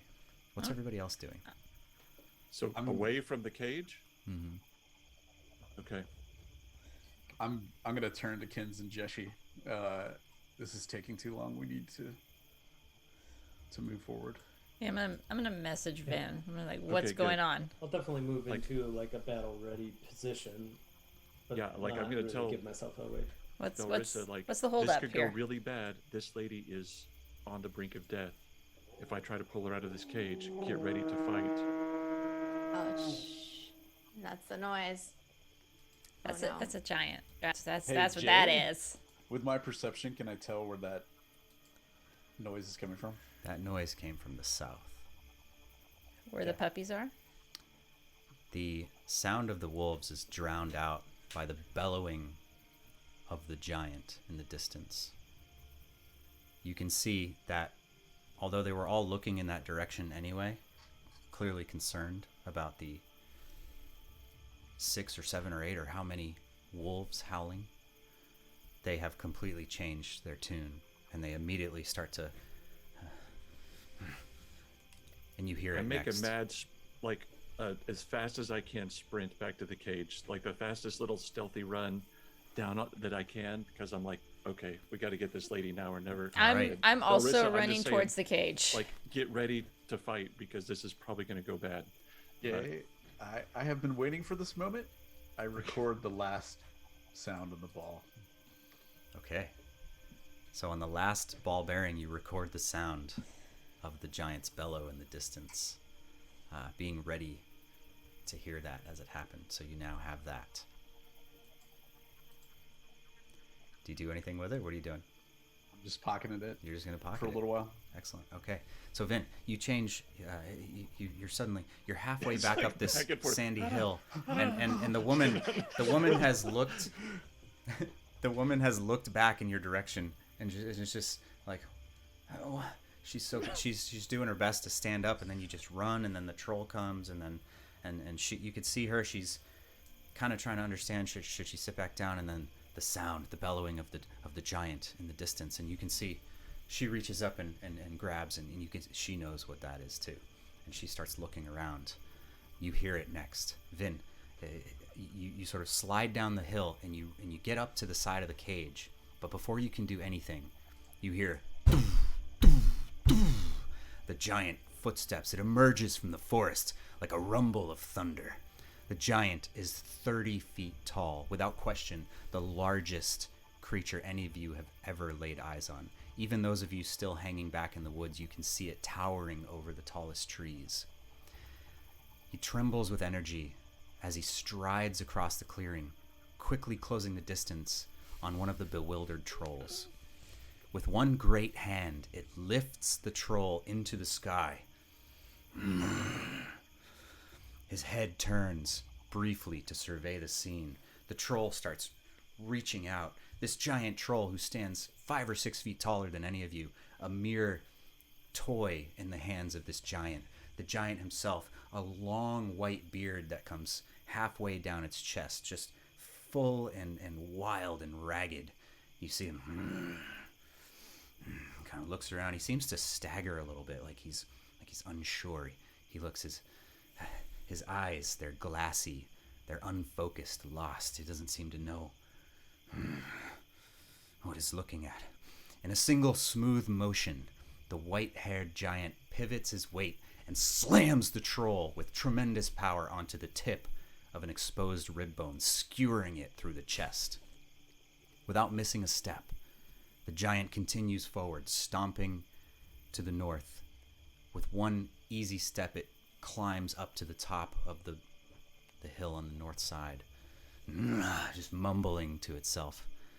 And within mere moments, it's gone. The camp erupts into a frenzy as the troll is just skewered, it drops the big bone it was carrying. It's the other troll kind of and the gnolls kind of rush up. The wolves in the back are howling. They all seem focused on this troll. Vinadil, you get to the edge of the cage, and the woman is she's managed to kind of pull herself about halfway up as she's just watched this brutal scene transpire 30 feet in front of her. You get there. What do you do? I'm just trying to open the cage and help her out. And have we gotten up to Belrissa at this point? I'm running Because we towards all the wanted to move cage. forward. Yeah. Belrissa runs towards the cage, sliding down the hill. What's everyone else doing? I hand the last. Can you heal her? Yeah. I'll cast Healing Word on the druid lady. Okay, you all rush up to the edge. Kin's cast Healing Word. You can see the bone in her arm that's splintered out immediately begins to heal, and you can see that she's still got a hunched stance, but she's able to stand up a little easier, and you can kind of hear her finally able to take a deep breath. As the bunch of you kind of slide down this hill towards this cage, the troll looking over, the hyenas look back in the direction, and you can see they're all sort of sniffing. I have 14 throw the last ball bearing with the recorded giant sound to the south. And Okay. he rolled a 21 in athletics. 21. Okay, so he throws it like a mile, basically. All right, he throws it as far as he can. Once I'm more, about to just throw You jealously. in the opposite direction that the giant went. They hear it again. And the gnolls flip out. And they all just start scrambling around, trying to figure out what to do. The troll seems to look over, shifting its glance between the one that's skewered on the bone, kind of finally going still, realizing it's dead. Looks over at the gnolls, calls out something. They all seem to be like just grabbing their stuff. Like a few of them have rolled up their bedroll, and they look like they're about to bail. You guys, the lady is still in the cage, and the door is closed. You got kind of one open chance left here with the distracted group of monsters. What do you want to do? How do I'm you get trying this to lady open out the of there? cage. Yes. So I'm trying to open the cage and help her out. So like that's Okay. all of my actions are focused on. Got it. The cage Figuring out. is not hard to open. It wasn't even really locked. She was just in there out of fear. And she manages, after being healed, to be able to kind of step out on her own. And you're able to support her weight as she walks out. She's now with you. Where do you want to go? What do you want to do? Am I there yet? Yep, you're there. I'm gonna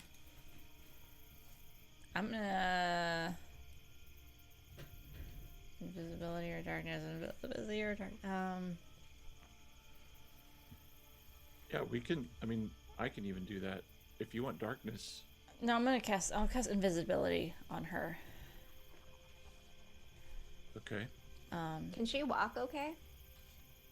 Or is she like Yeah, struggling to she's walk? So slow. we're moving back She's into definitely the tree slow. line then. Like as soon as I have her, I'm moving back into Yeah. the tree line. So by some miracle, the troll continues to be distracted. The troll seems more distracted at the frenzied gnolls than you or the giant, I should say. Sound of the giant. You guys move towards the tree line, back where you were sort of hiding. You've got to climb up this little hill. It's slow going. She has a really hard time getting up, but you're able to kind of go a little further south where it starts to come down, and you're able to climb up, and you find yourself kind of climbing up into the trees on the side of the camp when you hear you hear behind you as the troll rushes up to the cage and just opens the door and it opens it again as if something's going to change, and it opens it and closes it a couple times, and it reaches in there. Just clearly nothing's in the cage, but the troll can't comprehend what's happened as it's just trying to figure it out. It reaches in and it throws the cage halfway across. At this point, the gnolls themselves have started to like rush off, and they're bailing kind of in the opposite direction of that giant sound, and the single troll is kind of left in the camp just and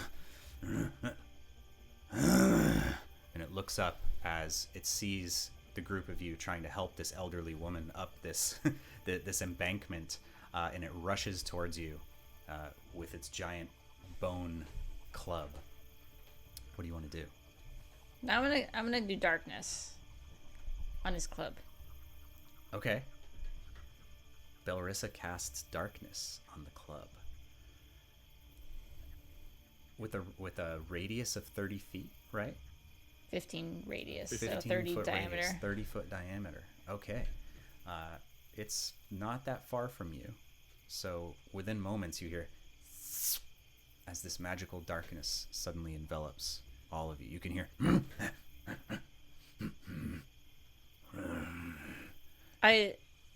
I'll grab everyone and Keep moving. yeah, anyone who looks confused, I'll grab them and just keep moving forward. Okay. I'll let myself be led away, and I'm going to cancel the magic on all the sounds. All right. All the sounds suddenly cease except for a pair of howling direwolves. How can we still communicate with Fred and Daryl? Is there a distance on this? Or are they just gone? Yeah, well, normally it would just be it's not a magical communication, so they have to be able to hear and see. Oh, so they would have to figure out on their own that they're supposed to come back at a certain point. Otherwise, they're just like, wee. I mean, we could try whistling they're or pretty, something. They're pretty far I away whistle at this point. super loud. I No. whistle as loud as I can. No. So Belrissa leads you guys through the darkness around, and you can hear the troll has started taking the club and is just slamming it into the ground all around it. Like it's you can hear when you hear the thud of this giant bone kind of just smashing into the ground near it. You hear it's just frantically just smashing in every direction. But at this point, you guys have cleared the perimeter of the darkness, and you look back and there's just this unnatural dome of blackness that seems to cut away the glow of the fire, which is kind of behind it. So you just have this weird, awkward, like almost silhouette of this dome, and you can just hear shouting inside of it. And the darkness is moving around since it's following the club. And it's just this awkward scene as this frantic troll smashes everything around it in the darkness. You guys have somehow managed to get away from them. What do you want to do I never now? doubted you. And if you care to know, none of the trees doubted you either. That's a lie. That's Let's make some haste here. I mean, yeah, let's move back. Hey, Aggie. We're here, Constance. We saw Constance and we saw Idris. I don't remember her Ednis. name. Ednis.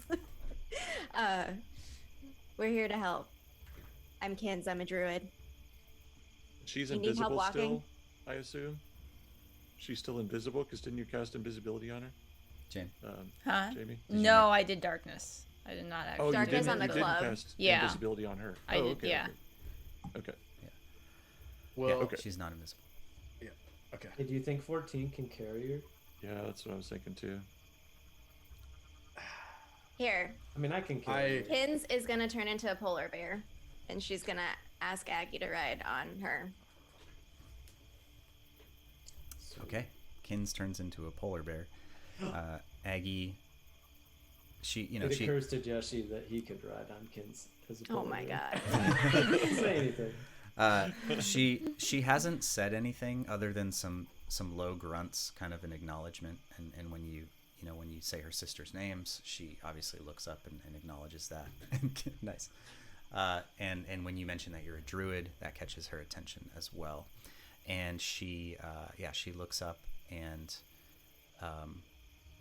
she looks at this polar bear, and she kind of looks over at the lot of you like she can't climb up that by herself. What do you want to do? 14 I help her. Yeah, okay. So you guys help her up, and she manages to sort of lie down the best she can. Her left arm, although it's sort of stabilized by the healing spell, is broken, and she's it's awkward, but it's better than walking as you start to traverse through the foresty undergrowth. I will use 2 level 1 spells to double up on the healing she's gotten. Okay, So so 2 more heal spells. And she got 12 points from Kins's first heal. Great. Okay, yeah, go ahead and roll for your other heals as well. So Actually, I haven't generous used with the this before. healing tonight. I want to get away from the giant. So yeah, Yeah. we only move as fast as the slowest person. And as Thorkim's doing this, he's just like, I have no idea how you guys survive. Okay, so you're able to heal up Aggie for quite a bit more. You can see her posture shifts a little bit. She's still an elderly woman, but at least the cracked cheekbone seems to heal itself. Still bruised, still caked with dirt and blood, but you can see that she's able to breathe a bit easier. She's able to sit up just a little more. Her arm regains a bit more of that mobility, and she's able to at least kind of sit herself up and hold on to kind of the scruff of the back of Kins's polar bear neck fur. With whatever time I have left on Speak with Plants, I would like to make all of the plant growth behind us create difficult terrain. Okay, as so we're moving. all right, so you're essentially asking the I'm forest. asking them on behalf of the druid. Okay, Do this. Do this for the family. make a persuasion check with advantage.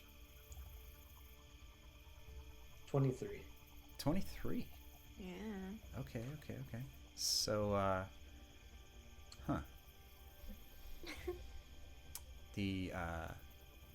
all the plants, they do seem to react to that, and the ones that are able anyway, you can see that some of the sort of sagging brush and just all the foliage seems to just sort of stretch out, which is something they would do in the daytime, just reaching towards the sunlight. They managed to do it in the evening to create just a little bit more of a difficult passage behind you as you guys traverse through this otherwise very difficult already to pass through forest. You're definitely not on a path or a trail or of any kind. You're stepping over giant boulders. You're needing to move around, fallen trees, duck under them, crawl over them. It's slow going, particularly in polar bear form. It's a little weird. Daryl and Fred are gone. They have not returned. I wanted to whistle Okay, when I hear a lull in screams. make an animal handling check to see how well you can whistle for the wolves. That didn't work. All Roll right, 20 crashed on me. That's why. we'll come back to that in a second. Okay. All right, you guys continue to move through the forest. What's everyone doing? Yeah, no plans. I'm ready to just keep listening to the trees, but I will say, we should try to sleep. I know, what it was hard for me to keep track. Did we travel about 3 more hours from when we left Constance? Yeah. And we left her about 1 o'clock. Well, no, maybe. Like, do we have an idea of what time it is? It was like dusk when you reached the camp, and it kind of When we became reached dark as you guys were executing your plan. I mean, I would really like to make it back to that tree before we try to sleep, if at all possible. I'm not sleeping out here. Yeah, I and don't want to keep sleep in walking. giant woods. Yeah, it's. I think if we can make it to Constance, then that would be really good. I'm going to ask Ednis, or no, which one is this? Aggie? Do you have any way of communicating to your sister or the tree to let them know that we're on the way? She looks over at you, and you see her lips are cracked and dried, and there's dried blood kind of across her mouth, and she says, "I already have, dear. Please, let's go." Then let's make haste and go as quick as we can. Okay. I rolled a 1 on my animal handling. Oh no! Belrissa goes, For what? Yeah. she can't whistle. Dogs are gone. They might. You'll have See to- them one day. You'll have to practice that wolven call. Yeah. They did So- well. They deserve a night of frolicking in the forest before they have to get back to their world. So, Yeah. Okay, you continue to move through the forest for roughly an hour.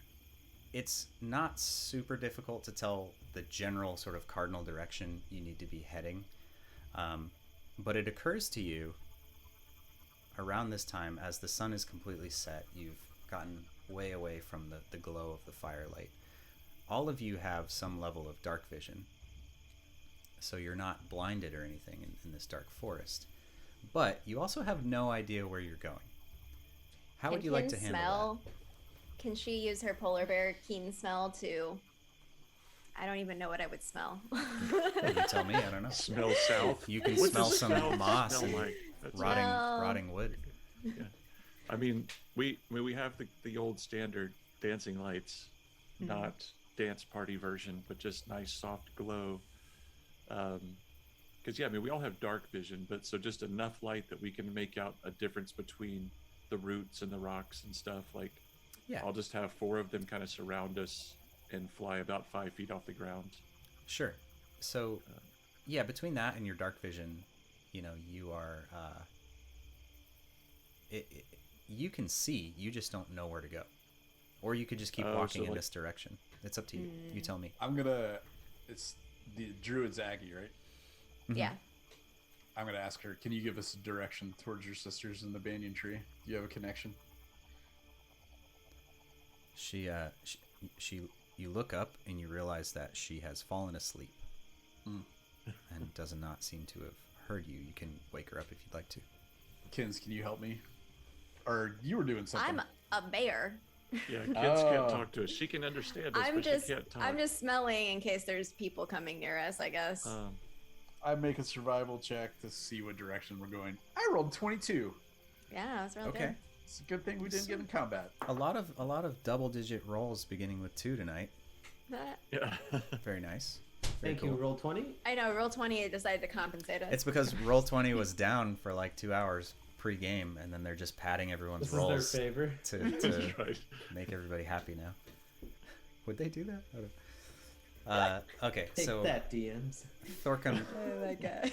you're able to Thorcum, you've spent most of your life out in the woods and the forest and the wilds by yourself traveling. You know how to read the stars, to read the sky, and have a very, very good sense of direction generally. So you don't know exactly where you are. You can't really triangulate your exact position in relation to the grove, but you definitely know that from where you are, you need to be heading kind of south west Southwest, yeah. towards that grove. All right, I just kind of, like, as soon as I get my bearings, I just kind of take the lead and go at a brisk pace. On top of 14, of course. Okay. You walk for about 20 more minutes, and everybody's, the pace has picked up a little bit. Everybody's got, a good sweat going as you're moving through the forest the best way you can. And that's when you hear it. You hear the bellow What direction? of the giant. It's behind you. But you can also hear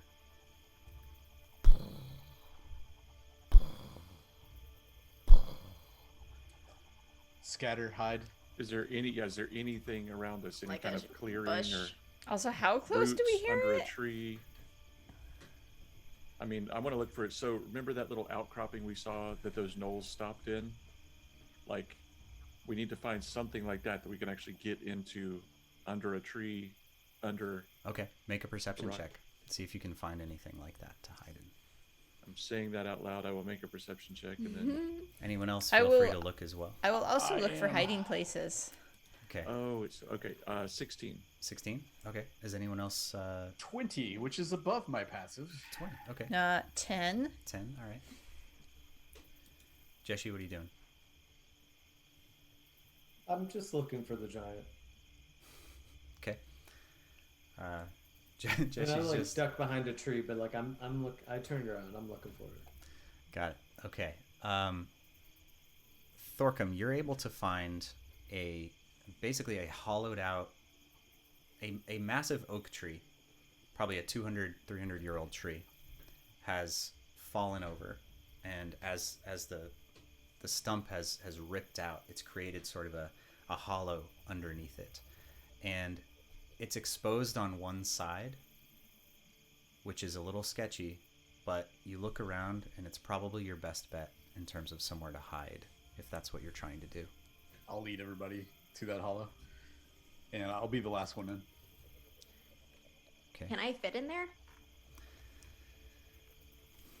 On all No. fours, Kins. Okay, I'm going to gently untransform and You try not to poof, drop Aggie. and the lady just as goes she- flying.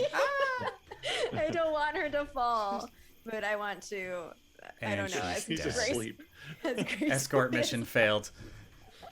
Oh man. I'm gonna use when he comes close. I'm gonna use minor illusion to create an illusion of heavy breathing as far away from us as possible. Breathing intensifies. Okay. Whoa. For So, like a like- minute. Like sketchy, like I'm terrified style breathing. Yeah. Interesting. Okay. Okay.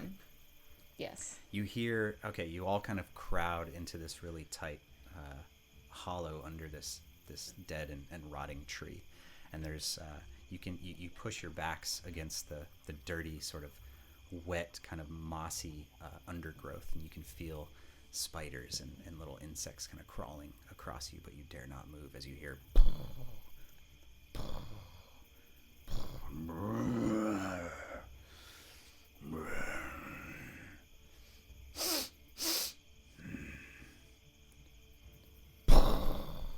a giant hand appears in front of you on the open side.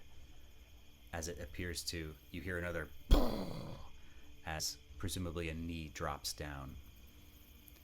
And the hand itself is probably 6 feet long from wrist to finger. And you can see that on one of the fingers, there's a steel band wrapped around it, made out of some... Thorcum, you can't help yourself. You look at the ring, and you can't figure out what it's made of. It's intriguing. There's no markings on it, but it's made. It's just this giant sort of metal thing, and you instantly think to yourself, I have no idea what that is, and it is fascinating to me. Even in this terrifying moment, you just can't help yourself.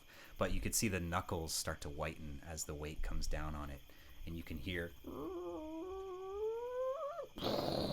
as a giant oak tree crashes down, and the whole ground rumbles as it starts to tumble down the hill, and the giant leans over, and the long beard actually hangs down over the edge of the outcropping, almost like a waterfall kind of coming over the edge, and you can see the white silvery hairs are, you know, just these massively thick beard.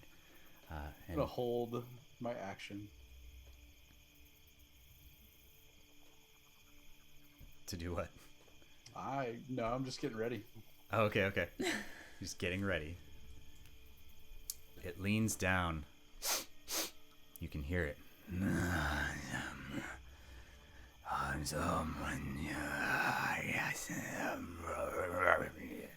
It seems to just be mumbling to itself, almost under its breath, but it's just this bellowing sound. As you can kind of imagine that right above you, above this outcropping, there is its chest. You can hear it heaving as it's speaking with this deep voice emanating from somewhere in its chest. Everyone, So it's like right there. it is right there, and I need all of you to make a stealth check.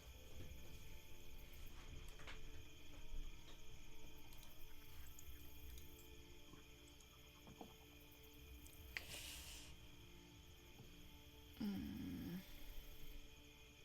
9. 15. 19. 4. Belrissa. I will use Flash of Genius to give Belrissa an extra 5 to that 4. Thank Bring her up you. to a 9. Genius. Belrissa and Jeshi. As you huddle It's a in group this, check, right? It's a group check. I made distracting breathing sounds. as you huddle in this this hollow, and this giant is mere inches from you, sniffing, grunting to itself. You suddenly, as you turn, and a large spider, probably about 4 inches long, starts crawling across your shoulder. And Jeshi, you see it too, and you instinctively reach down, try to help Belrissa. But the giant seems to have heard something.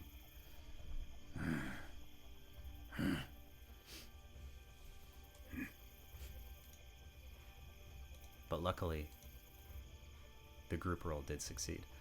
The giant grips a huge piece of the undergrowth, and you can, the weight of it as it starts to pick its body back up, the entire ceiling and all, a bunch of dirt falls all over all of you guys as the whole thing kind of trembles as the weight of the giant above it kind of leans back and gets back up onto its feet. And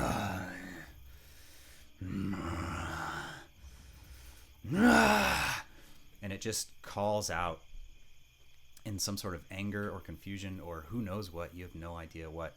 And as it shouts up into the sky, you hear a thunderous boom in the storm above you that circles the island, as if in response to this giant.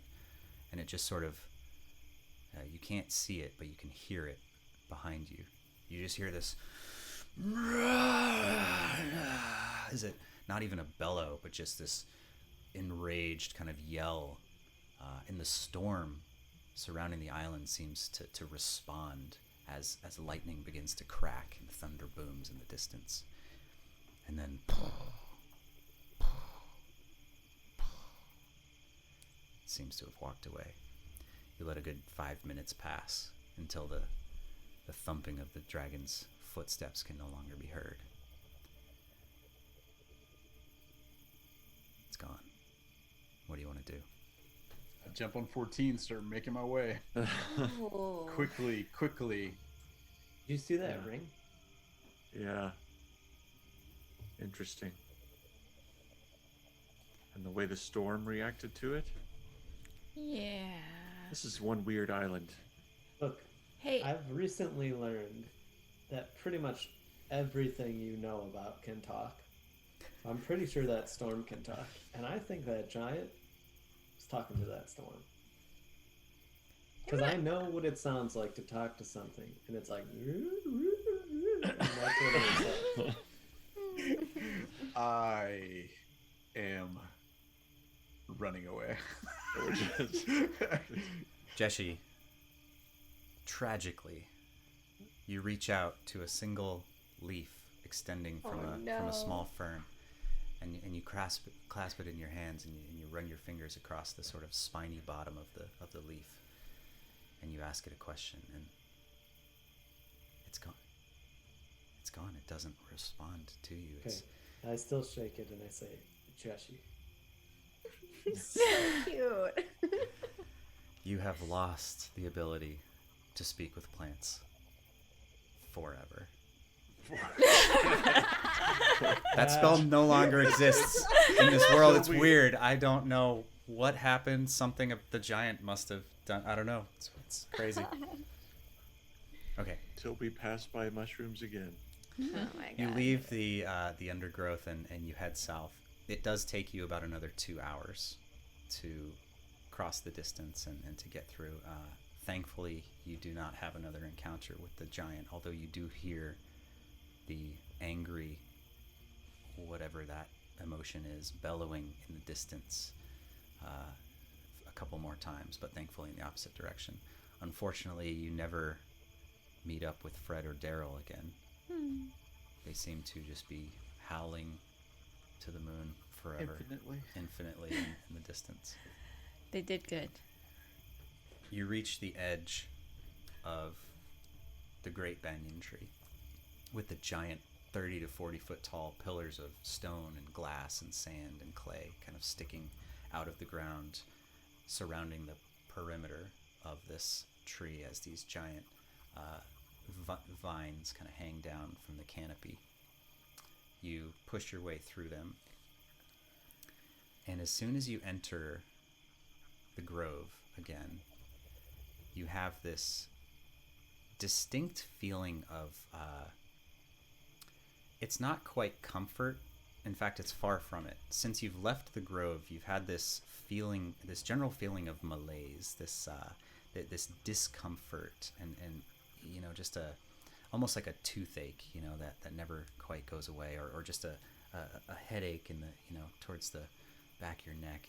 It's just this general, you know, just the tiniest little bit of nausea, a little bit of, it's always just a little too warm or a little too, you just feel uncomfortable constantly. And as you enter the grove, it subsides just a little bit, the tiniest little bit, but not enough to make you feel really good. But you do feel just a hair better. You walk another half hour or so south towards the trunk of the tree, and you can see that there's a small campfire near, not in the same place where you left Edness, but not too far from there either, kind of in the place where you had seen a little camp made out. And as you approach, you see Constance sort of stand up quickly, as if sort of surprised, as she's been waiting for you, and she rushes over. "You're back. You made it.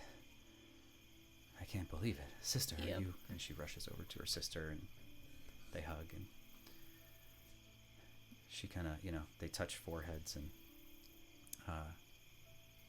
Agnes, she says, "They were quite brave.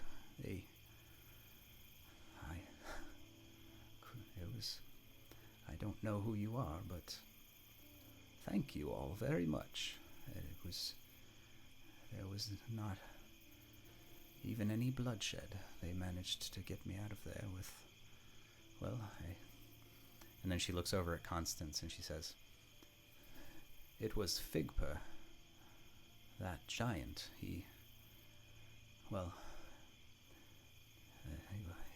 was in the right place at the right time, I suppose you could say, and caused a bit of a diversion. And, we got out of there." And Constance kind of looks back, and just with this incredulous look on her face, like, she's trying to, like, piece it all together in her head, you know, but she walks over to Yukins, and she puts her hand on your shoulder again, and she says, "Thank you.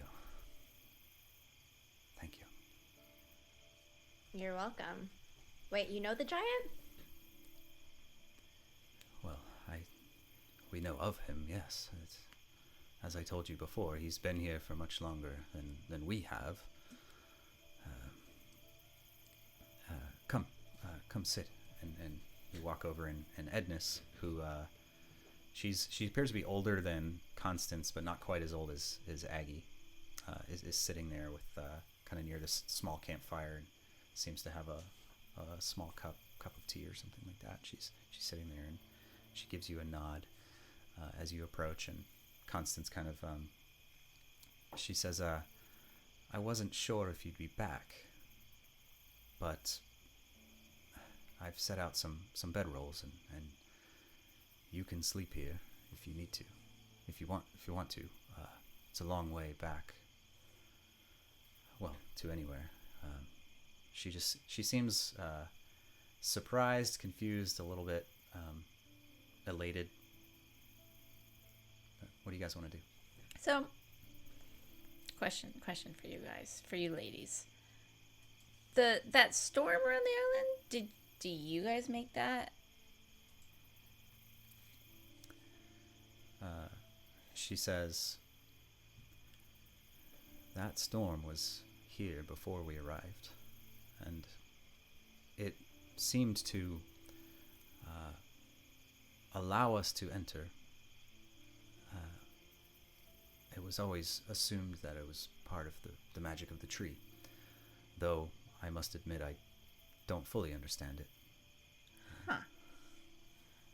Okay. I kind of thought you guys did, but okay. Joshi is paying absolutely no attention and is simply writing in a journal. Okay.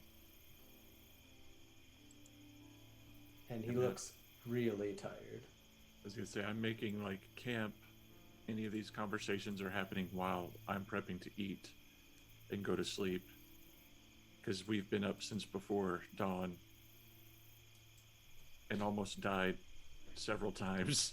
It's just like, I think it's so like, I mean, I this is one of those times where it's like you've had that super high adrenaline rush for just a while, just go, and then all of a sudden it all stops. And Benadryl's the same way. It's just like, it's just all catching up. And so probably don't even eat the food.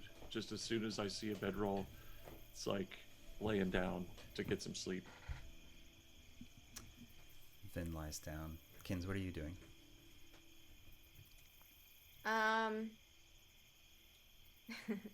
Kins kind of wants to go back to the tree root and try to like pick up like a healthy little piece of the root to put in her pocket with the mushroom and the cloth.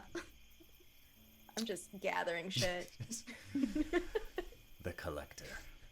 Okay, yeah, you can do that fairly easily. I mean, there's roots absolutely for like miles, extending in every direction. It's just roots growing out of the ground, so it doesn't take long for you to find something, cut off a little piece of it. So Constance, I hope that you're prepared. We have lots of questions and things to discuss in the morning, but we would love to take some rest here while we reorganize and figure out what needs to happen next. She looks at you and she says, "Of course, you've earned it. It's been a long day for all of us." She looks over at her sisters, and Aggie has gone and sat next to Ednis, and they appear to be having a side conversation, and she looks back at you, at Kins, and she says, "There's something I want to give you. I'll be happy to answer all your questions in the morning, but..." And she reaches into a pouch. And Thorcum, are you paying attention? Yes. You see that she reaches in just a little bit further than is normal, and you realize that she's reaching down into like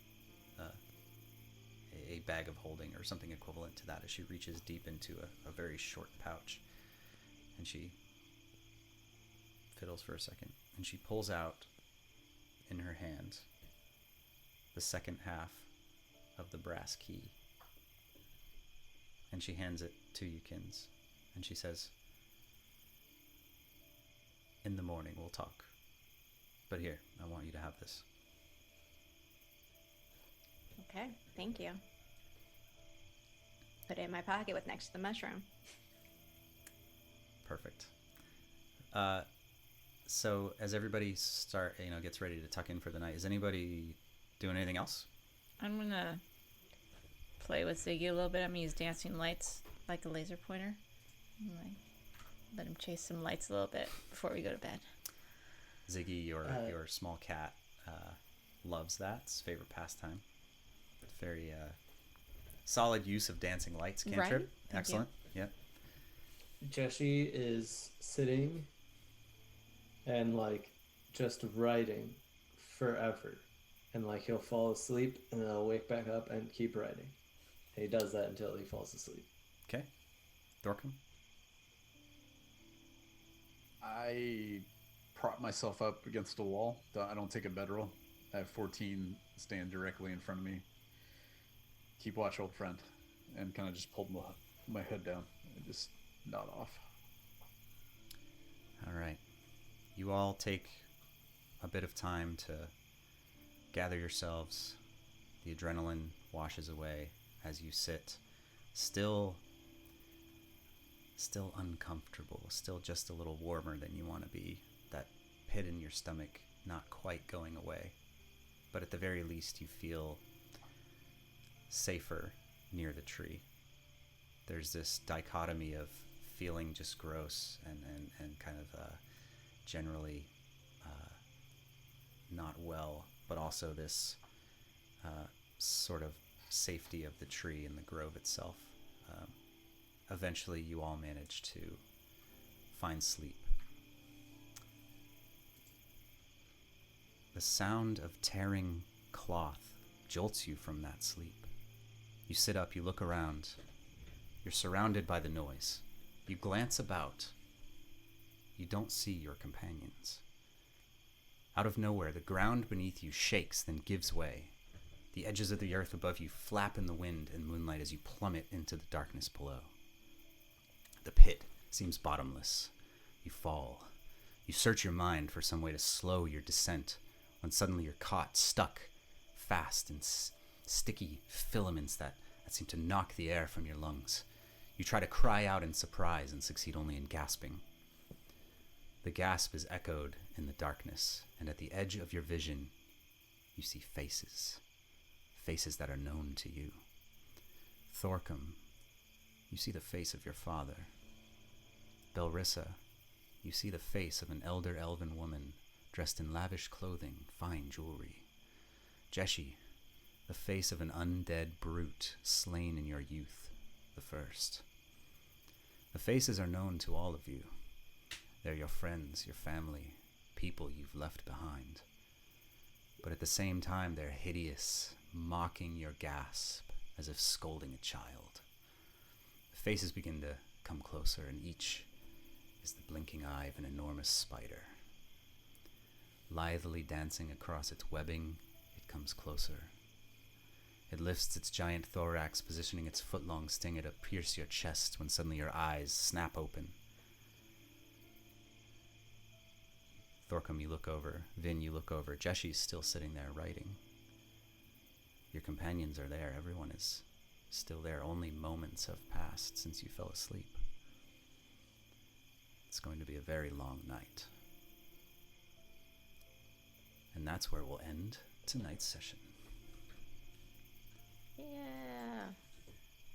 Nice. The nightmares. Wait, were we all dreaming that, or just Kins? You all dreamed that. No, all of us. And then like I was just writing again. Well, that was you. Like they finished their dream before you'd even fallen asleep, and you eventually fell asleep and had the same experience and We're having the same dream, Sweet. potentially. slight variations thereof. Yeah. Find out that. I guess this is the first time we've tried to sleep on this island, isn't it? We haven't actually Yeah, it's slept been yet. all of one day. Yeah. They've been telling us. They were telling us. This morning Sleep is not good. we were in the city. We were at the Sleeping Savior, right? Like, yeah, we were. Yeah, like 3 episodes ago. Yeah. Emmy met you yesterday. Oh, your true love. Still love her though. Yeah, it's how it happens. Yeah, you stormed See off on somebody- Velma that same day. And Jessie yeah. was grappled yesterday. Both days. Again the next day, and again this Yeah, morning. yeah. And Okay, probably never tomorrow. mind. A day has not gone by when Jessie has not been grappled. Monks are like, I'm gonna find we someone for avoided- us to raid while you guys are Ooh, talking. nice. Yeah. Yeah, So sweet. don't We go anywhere, almost- everybody. We almost got you grappled by a giant. All right, so is this giant a druid, like the ultimate elder druid of the island or something? So That's many my theory. questions. It's like we're on an episode of Lost, right? We're on this crazy island, right? Where there's just random gnolls, this crazy giant dude. I'm like, what is going on this island? Like, yeah. Also, like now she gave us the cave keys, so like we're gonna go. Apparently now we're all big enough Like- to handle the monster underneath the island. Yeah. We Yeah, killed we still- nobody, by the way. I know. Hey, we took out that troll creatively. Yes. It was I was- impressive that you guys. I was this far from shooting him. I was like just like I The best part was when you finally snuck up and helped her, and then you're like, "Never mind, I'm out of You here." I ran run away.